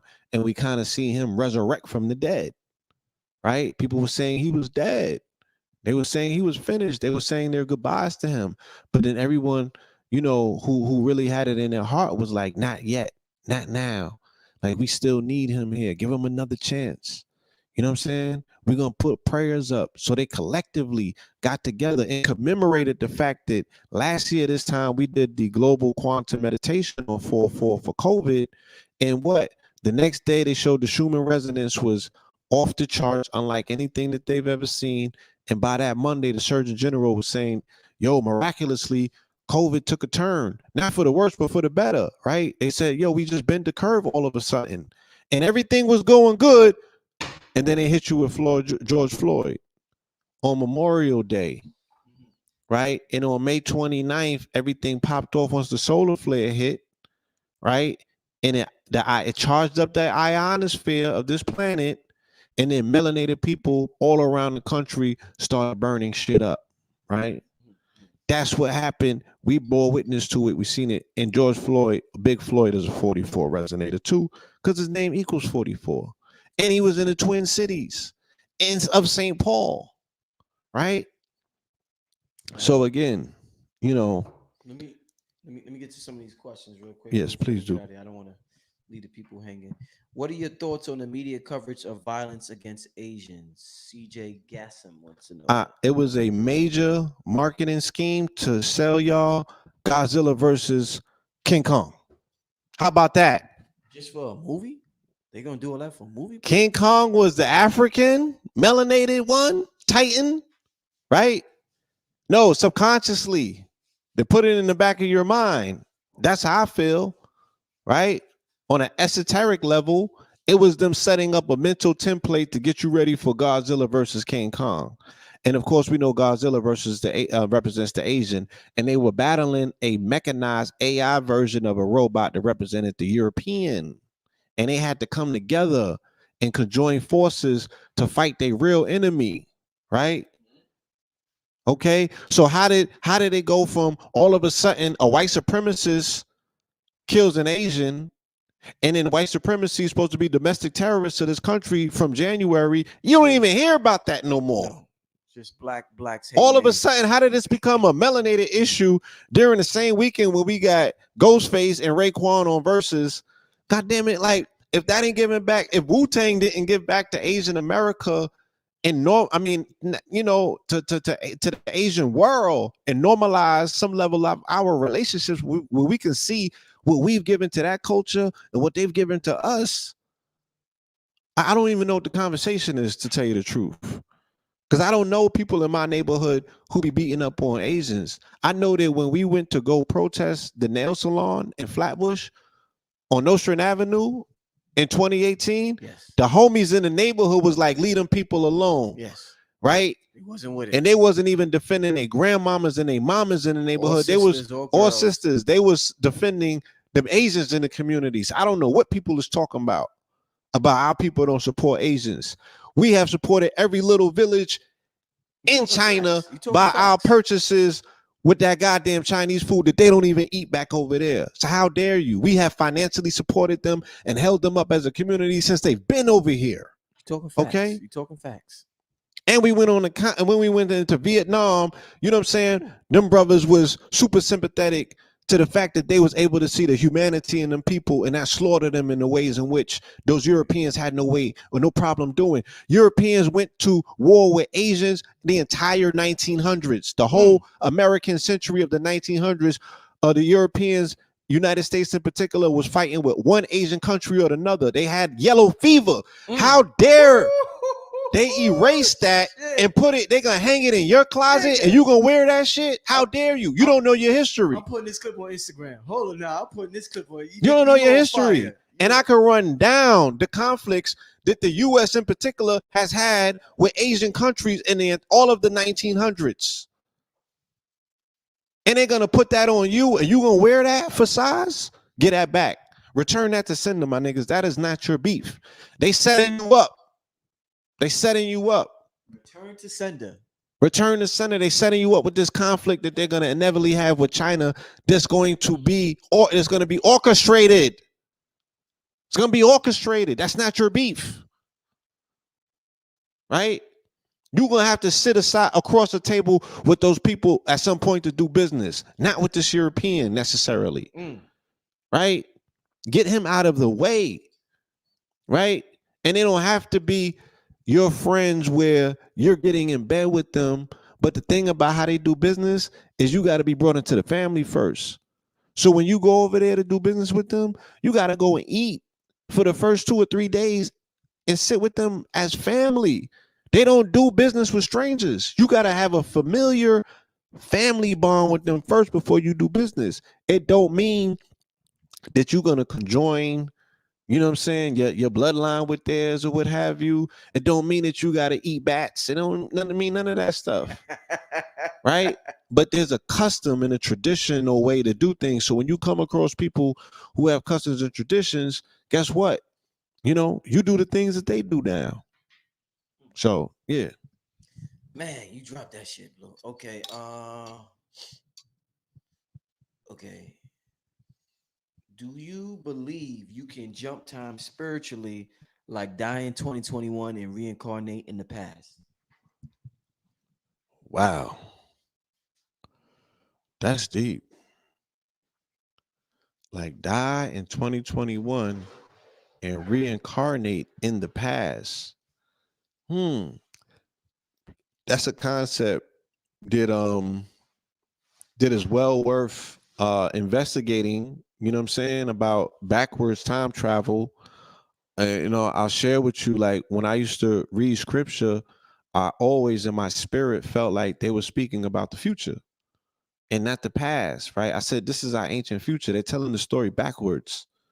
So I'm still, you know, the jury is kind of still out with me about how that can actually take place, but I don't doubt it at all. You know what I'm saying? There is a weird interplay that we have with the past, where to me, you know, even if we was to consider what they sell us about evolution, you know what I'm saying, being something where man progressively gets better at something, you know what I mean? I mean, when you look at these monuments and these temples from the past, shit, how much better can you get than that? I was in Manhattan today looking at all the skyscrapers. Can't none of that stuff compare to any ancient ruins and monuments. It's not even of the grand scale, and damn sure not nowhere near the scope of it, right? It's a step down technology. So how are those people so advanced so long ago that had so less to work with, so to say? You feel me? And it wasn't even a part of what's considered quote unquote a free society. They was coming under the dominions of somebody else's rule or what the other person's ideal was for cultural advancement. These people wasn't out there freestyling their own lives away. Oh, I'm born into this realm in this country and I'm gonna do this with my time. No, you know you're part of something and this is your assignment in society. You feel me? So how did they manifest these things, right? That was so advanced so long ago, right? And you know, what sort of memory did we lose? You know, what sort of advanced technology were we separated from where once again we are boggled down by stepped down problems to this day. We're boggled down by stepped down. These are not advanced problems that we have that we can't overcome. These are corny ass problems that we have that we can't overcome because of lack of unity and cohesion, right? Wow, bro. Okay, let's this is something we touched on this extensively. Crypto Egregor said, "Tell us how to raise the Kundalini energy properly." I mean, we done touched on that extent. We done did a whole workshop on that, right, Blue? Yeah, the Kundalini workshop is a wonderful, powerful demonstration about how to do that. If I could explain it in words, you know, I would just say that, you know, breathing is your best friend. You know, breathing is your best friend. And we have a discipline that we call the 4-4, you know, breathing technique. So if anything, we would recommend that you tap back into the Kundalini workshop, you know, when we reinstitute it, or you know, you go online and we have some of our breathing demonstrations that we've done here on Black Magic 363. I would recommend that you know, probably check that out.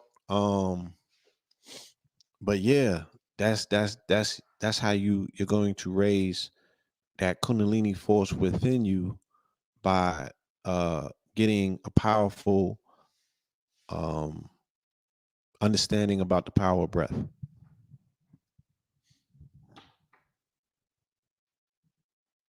Do you do you agree that the central purpose of our incarnation that frames all others is to experience love?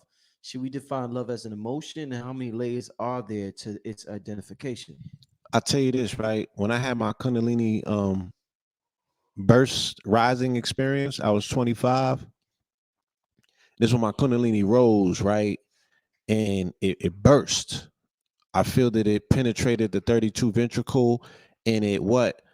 that flap went up and I got more oxygen to my brain. So I had a transcendental experience during this time, right? And what I saw, I was in the center, or not the center of the universe. I was in the middle of nothing, right? The nothingness. As far as the eye can see on any side, it was just nothing. Yeah. And the voice that I heard, they was like, the only thing, the only real thing is love. That's what I heard. And I've been running with that ever since, because it was so clear, it was so concise, and it was so authoritative. And it was like, yo, nothing else exists but love. Everything else is just an illusion. And I received that. You know what I mean? And I had another experience recently, where I came back with that download, and it was like, yo, everything else is just smoke and mirrors. And it's like the only thing that exists is love. You know what I'm saying? So I'm gonna stick with that. Yeah. And I mean, imagine, that shit would be like an American Ninja, the Elite Edition, right? Life, life is like American Ninja, the Elite Edition. And as much BS that we go through, as much pain, let down, you know what I'm saying? You will really be led to believe that, that there is no love, or all of these other things are real. You feel me? But let you get you some love. You forget about all that shit, right? And the promise of life shoots back up into you. You feel so good about the promises of what tomorrow entails. You can't wait to see this person again. And yeah, I have a tendency to think that, that's the strongest force that I've bore witness to on this planet. I've seen that when you talk about people being reborn and resurrected and all of them things, and they even showed you that in the Matrix, right? With the heart, with Neo and Trinity, love, Facts. I forgot about right? that. What's more electrical? You know what I'm saying? And you loving Forgot about somebody. If you've ever really loved stand up, stand up. It's hard in the house tonight. Stand up, that. stand up. If you ever really truly loved, you know what I'm talking about? This is for those who ever really truly love. And if you haven't, I do apologize in advance. You know what I'm saying? And don't take this the wrong way. Please don't feel left out. Continue your journey and seek it. It is out there for you. You know what I'm talking about? So yeah, I have a tendency to think or believe or know from what I experienced that yes, love is a powerful force. It's something else. Would anybody in the You know what I comment mean? in the chat would y'all say y'all never truly loved anybody unconditional? I'm just wondering if anybody out I, there they that might be out there. that feels as though in this experience they never got to truly love somebody unconditionally. I'm just curious. So many people with money, they missing love, and everybody always talking about love. I'm just always curious about other people experience. What's your experience with love? Only your son? Brandy says only her son. Okay, I definitely respect that. I haven't never. Lante said has I haven't never. Mhm. Okay, They out tell there. me, have y'all ever experienced unconditional love in this lifetime? As soon as we procreate, the heart is filled. Okay, See? And I that part, right? That when I strip it down and I look at the primal factors of it all, right? I'd be like, let's strip it all away. And I'm like, okay, like technically, you feel me? For you to have that child, technically, in the perfect world, you'd be like, yo, I love this person enough where I want to duplicate them. You know what I'm saying? I mean, okay. having a child is some outstanding shit. I mean, people, I guess they do it so much that they don't really look at the totality of it. But someone such as me that don't have children, that go through all of these factors in my mind all the time about what that perfect situation would look like, a lot goes in. You are duplicating someone who's gonna be here forever. And that, I mean, that, for long as they're gonna be here, that person is carrying on your bloodline. And whoever you decide to merge that with, you are engage in their bloodline, in the history of their bloodline. You know what I'm saying? Like that's a substantial decision that we make in life. And we are given the faculty of choice and decision to participate in that process. That's some powerful shit. I was talking to James Smalls the other day, Blue, and I asked him. I said, Now, here's so much talk about the black woman is God. Would you Yeah, agree with that statement?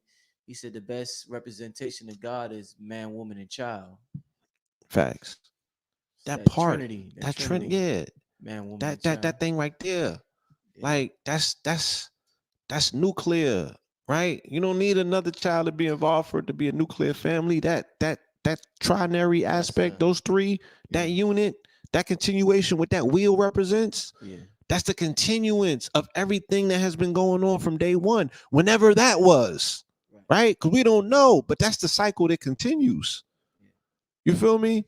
So yeah, I would think that love is the impetus and the underlying factor. I mean, only a short amount of time, I would say maybe 30, 40 years, have we had to even entertain this conversation of the idea where we're asking people, have they known true love? Right? Because you could have went to slave quarters, my nigga, and they'd be like, yeah, right? Billy D, yeah, I love him. And Billy D probably watched his wife get raped 15 different times, right? And never left her. Even if he could, he was still there with her, holding it down. They got a different type of love. Crackheads got a different type of love. they stay together Let, forever. They stay together. Blue. let's talk about it, I think right? shit. I think You talking about you you want me to challenge your perspectives, right? Let's get it in.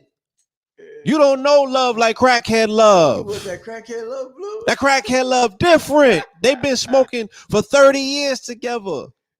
He's Hold seen on, her sucking on wieners and everything, and he nigga. never left her.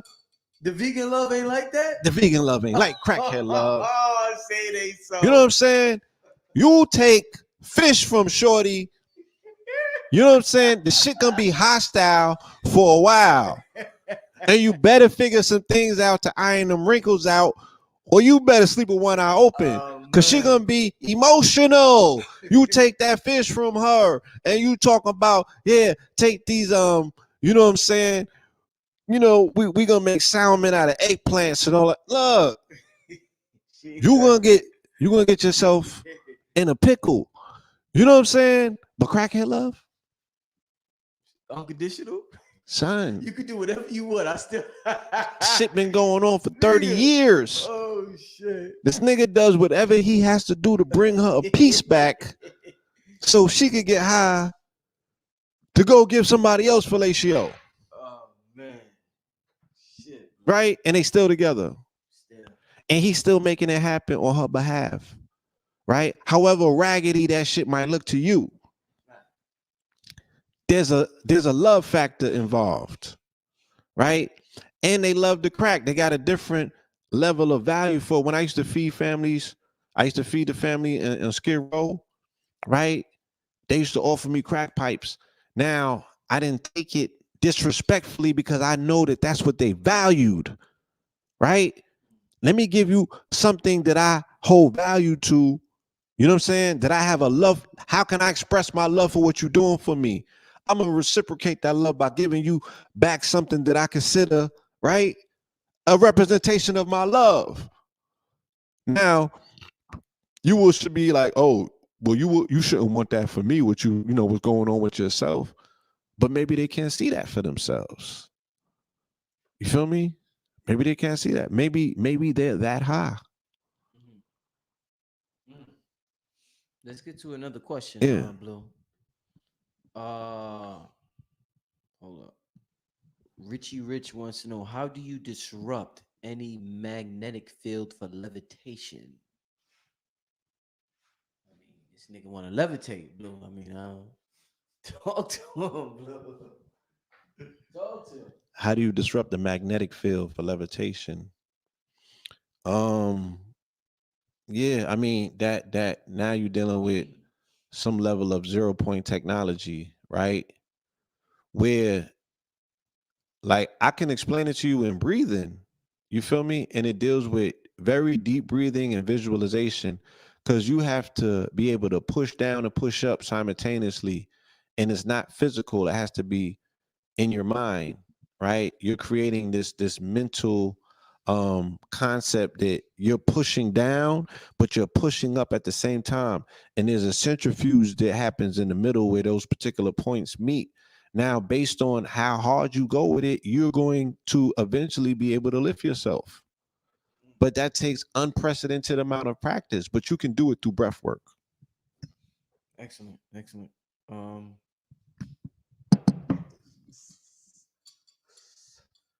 oh, like that. Yeah. Now people still comment on the love thing. I know that touches a lot of people. It's a hard Queen in the Consciousness house said, tonight. definitely never been in love. I'm 44. Ooh, I mean, hey, I got a hug for you when I see you, though. yes. Let me read two more questions, family. Then we gotta get it. Two more questions. Derek D wants to know: is the spiritual and consciousness warfare battle heightened here in America because of the false doctrine teachings on our society compared to the rest of the world, such as the continent of Africa?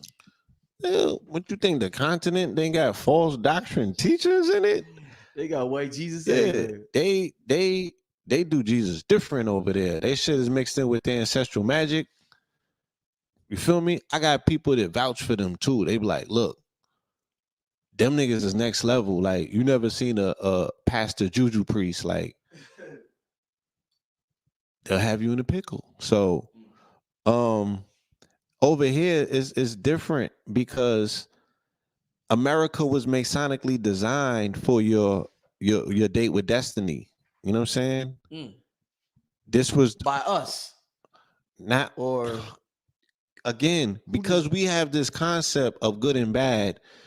We automatically say by us, and that's supposed to mean what? We good guys, Mm. right? What if it was black nobility? There was part. What if you go all the way up to the top and you find melanated people there? You know what I'm saying? Yeah. Working this shit behind the Rockefellers and the Right now, you mean Rothschilds. right now? To this day, Yeah. Yeah.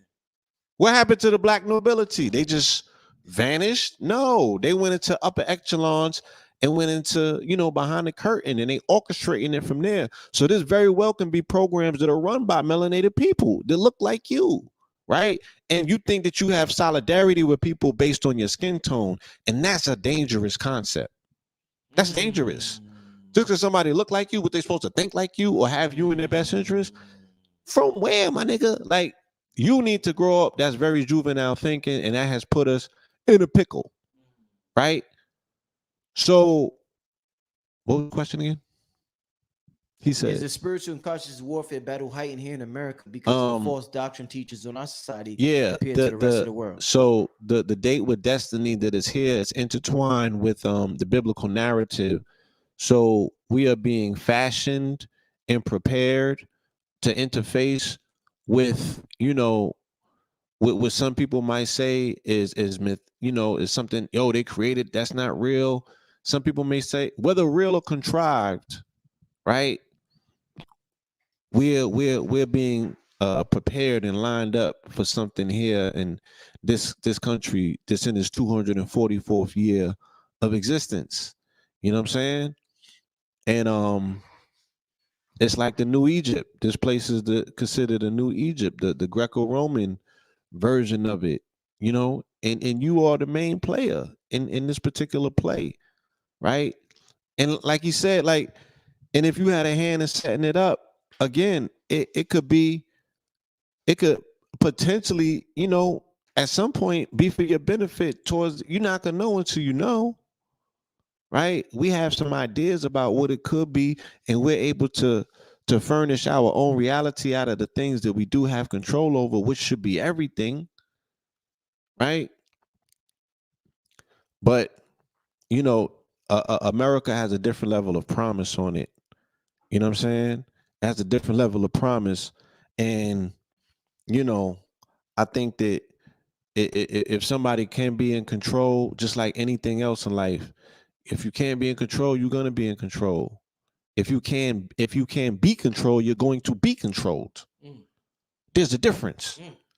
Right? If you can be in control, you're gonna be in control. If you can be controlled, you're gonna be controlled. Right? And that's just the rules of the jungle. Mm. Shit. Hey, last question. All right, Blue already talked about that, the anti-Asian hate. So we're not gonna. Yeah, go see Godzilla and King Kong. Mhm. You'll see how they set us up. That. Well, I don't know. This is another. It's real out there. How do we do telekinesis? Divine by Nature wants to know how do we do telekinesis. Can I put up the official definition of telekinesis before we get in that, family? Let Yeah. me just because if Blue start, what happens is if Blue starts talking and y'all don't know or the definition of what they Right. say the definition is, then it's not gonna make sense. So let me just pull this up real quick. And this is just, Blue could expand or whatever on this definition. I just want to show people a reference point. Um, so let's go to Merriam. We're going to go to Webster. Let's go to Webster. Telekinesis is the production of motion in objects as by a spiritualistic medium without contact or other physical means.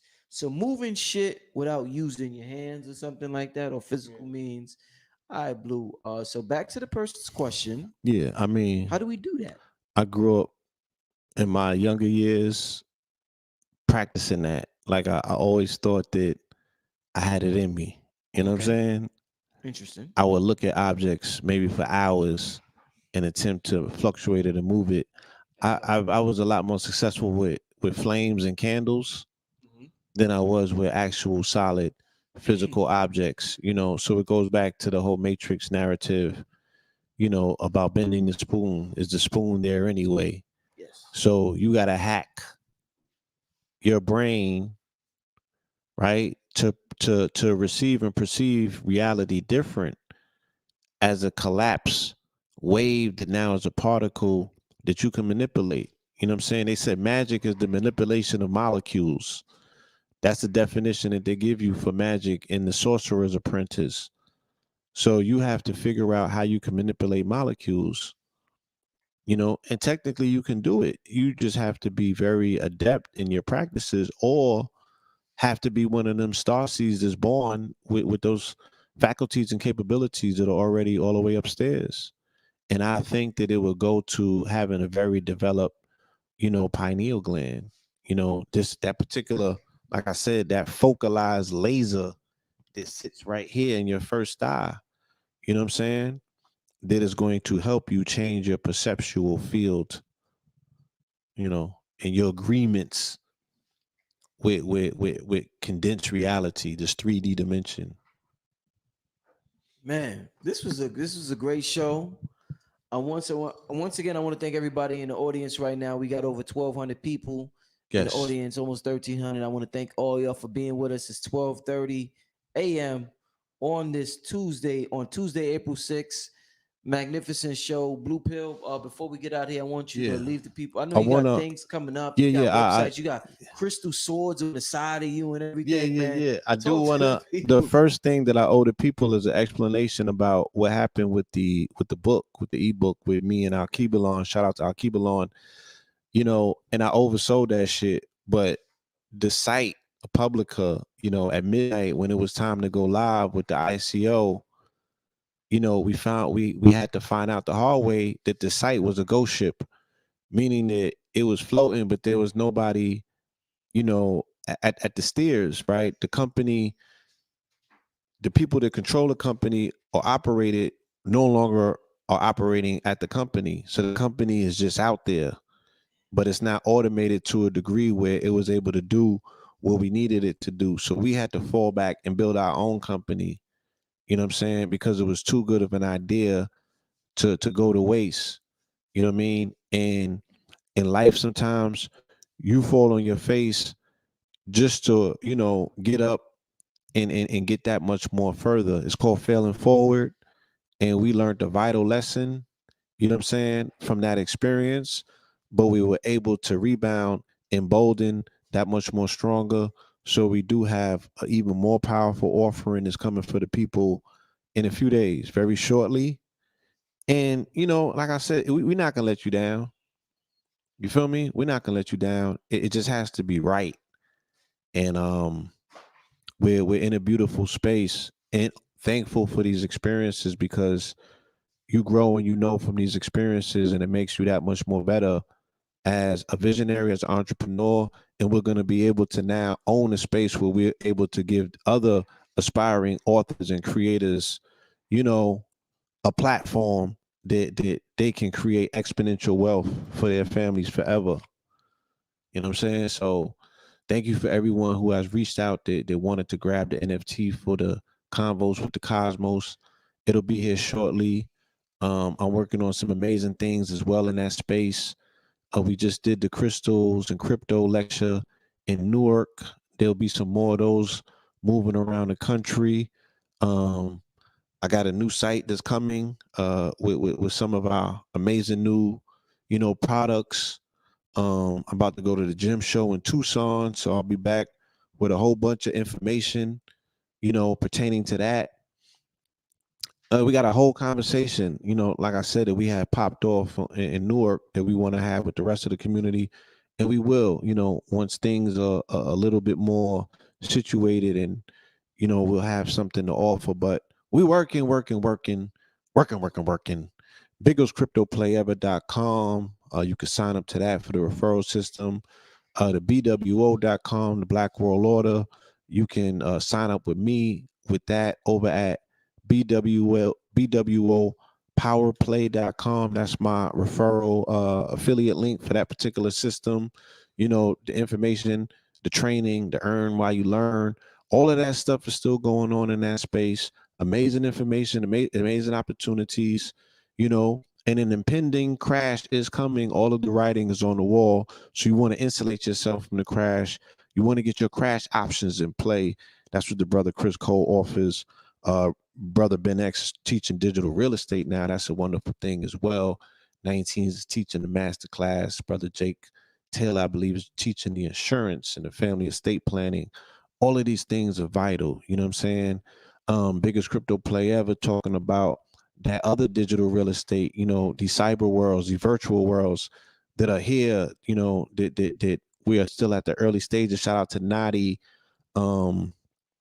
with his information pertaining to the NFTs. So just a lot of movement in the space. Shout out to everybody that's part of these networks, everybody that's part of these families, everybody that's part of these particular these downlines and everything. It's just a lot of excitement, what I'm saying, taking place. Shout out to the entire Goldwater Court family, the Goldie Bears or family household, staple at this point. So many people have just been giving us positive feedback about how their children are so excited, enthusiastic now about engaging in health. Sirius ain't getting none yet, man. Sirius ain't Oh getting none man. Yet. If KT would have been gave me some gummies for Sirius, man. We KT take care of Sirius, man. I don't know about Blue though, man. We gonna make sure that little Sirius. Y'all hear that? Shipments is going out tomorrow, man. It'll be here before the week is out. We're gonna take care of baby Sirius and congratulations. That's dope. Put a smile on his face. It looks amazing. Yes. And y'all just keep stepping the game up, man. So congratulations on that. Shout out to the team. We also have a new Smart Morse product coming out with Ormus Gold, Smart Morse Gold. That is for the super duper focus, traders, the people that's looking at screens for 10, 12 hours, and you got to factor all of these numerical codes in your mind because you're coming up with algorithms and cracking codes. Yeah, Smart Morse Gold is for you. You know what I'm saying? Superpower Smart Morse. So this is Adderall on crack without the side effects. So all of that is going on. Hopefully I didn't leave anything out. You know what I'm saying? But more importantly, you know what I mean? Yeah, I just love y'all. I love being able to tap in and dialogue with the family and get the feedback and get the love as we move around the country. You know what I'm saying? Y'all are still the dopest audience, you know what I'm saying? And I'm honored to be able to share with y'all every opportunity that I get. You know what I mean? So yeah, peace. Hey, this brother Rich, UGR, somebody said see Blue at Elevation 3 next week. Oh, damn, my bad. Shit. We got a retreat coming up. Brother Rain, right? I think his name is Rain or something like that. No, Araji. Oh no, that's Uh, somebody. yeah, All right, somebody else said it then. But yeah, yeah. go ahead, go ahead. On April 16th to 18th, we'll be doing a retreat right here in Brooklyn. You know what I'm saying? It's gonna be a healing retreat. And I'll be putting out some footage of the venue in a few days, but it'll be me, Karma Soul, Rain Global, Red, and the brother Raji. So we're just gonna be continuing what we did in Puerto Rico with the healing retreat. You know what I'm saying? And we popped off out there, and people have been asking continuously, when you coming back to New York, when you coming to Brooklyn, why y'all don't do that over here? Da, da, da. So we're doing it in Brooklyn. We're doing it in New York. We're bringing back the healing, some place that we feel that is very much needed. You know what I mean? Yeah, and it's beautiful. It's beautiful to be home. I love it. You know what I mean? I'm being reminded. You know, I'll be out of town. I'll be talking about New York. You get back to New York. You know what I'm saying? The love factor is just too undeniable. This is where my roots is at. So having a lot of fun, being back home, but I'm also seeing a fear that has kind of crippled, a lot of the spirit that I'm used to seeing in New York. You feel me? So we want to just bring a level of confidence back with healing. When people know that they have access to these modalities, they have access to these tools, and they know that it's just about frequency and vibration, right? And once you know what to do and you know that you're doing them things, then you're going to come out, you know what I mean? When you outside, you're just going to have a different energy. And people need to see you confident for them to be confident. If everyone's scared, everyone's scared. And that's what I'm You seeing. always got quotables. If people need to see you confident to be confident, if everyone's scared, everyone's scared. Everyone's scared, Listen, right? Scared only fear only begets fear. Confidence will beget confidence. And you're only going to become confident by knowing, right, that these things work. And the way to know that is to what? Experience it, to feel it. You know what I'm saying? To be immersed in it. It's an immersive experience. So tap in. You can go to elevation.eventbrite, and we spell elevation with E1 EVA. Yeah. Yeah, anywhere that the L's is at, you replace them with ones. I know that, right? But you can find a link in my bio on Instagram. You know what I'm saying? You could definitely find a link in the bio on IG, and that's how we giving it up. You feel me?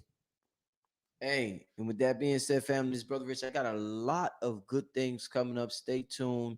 Make sure you sign up to the chat community, at the text community I have, because YouTube plays games with the notifications. So I'm texting individuals now notifications about when I will upload videos or updates about the channel or anything in general.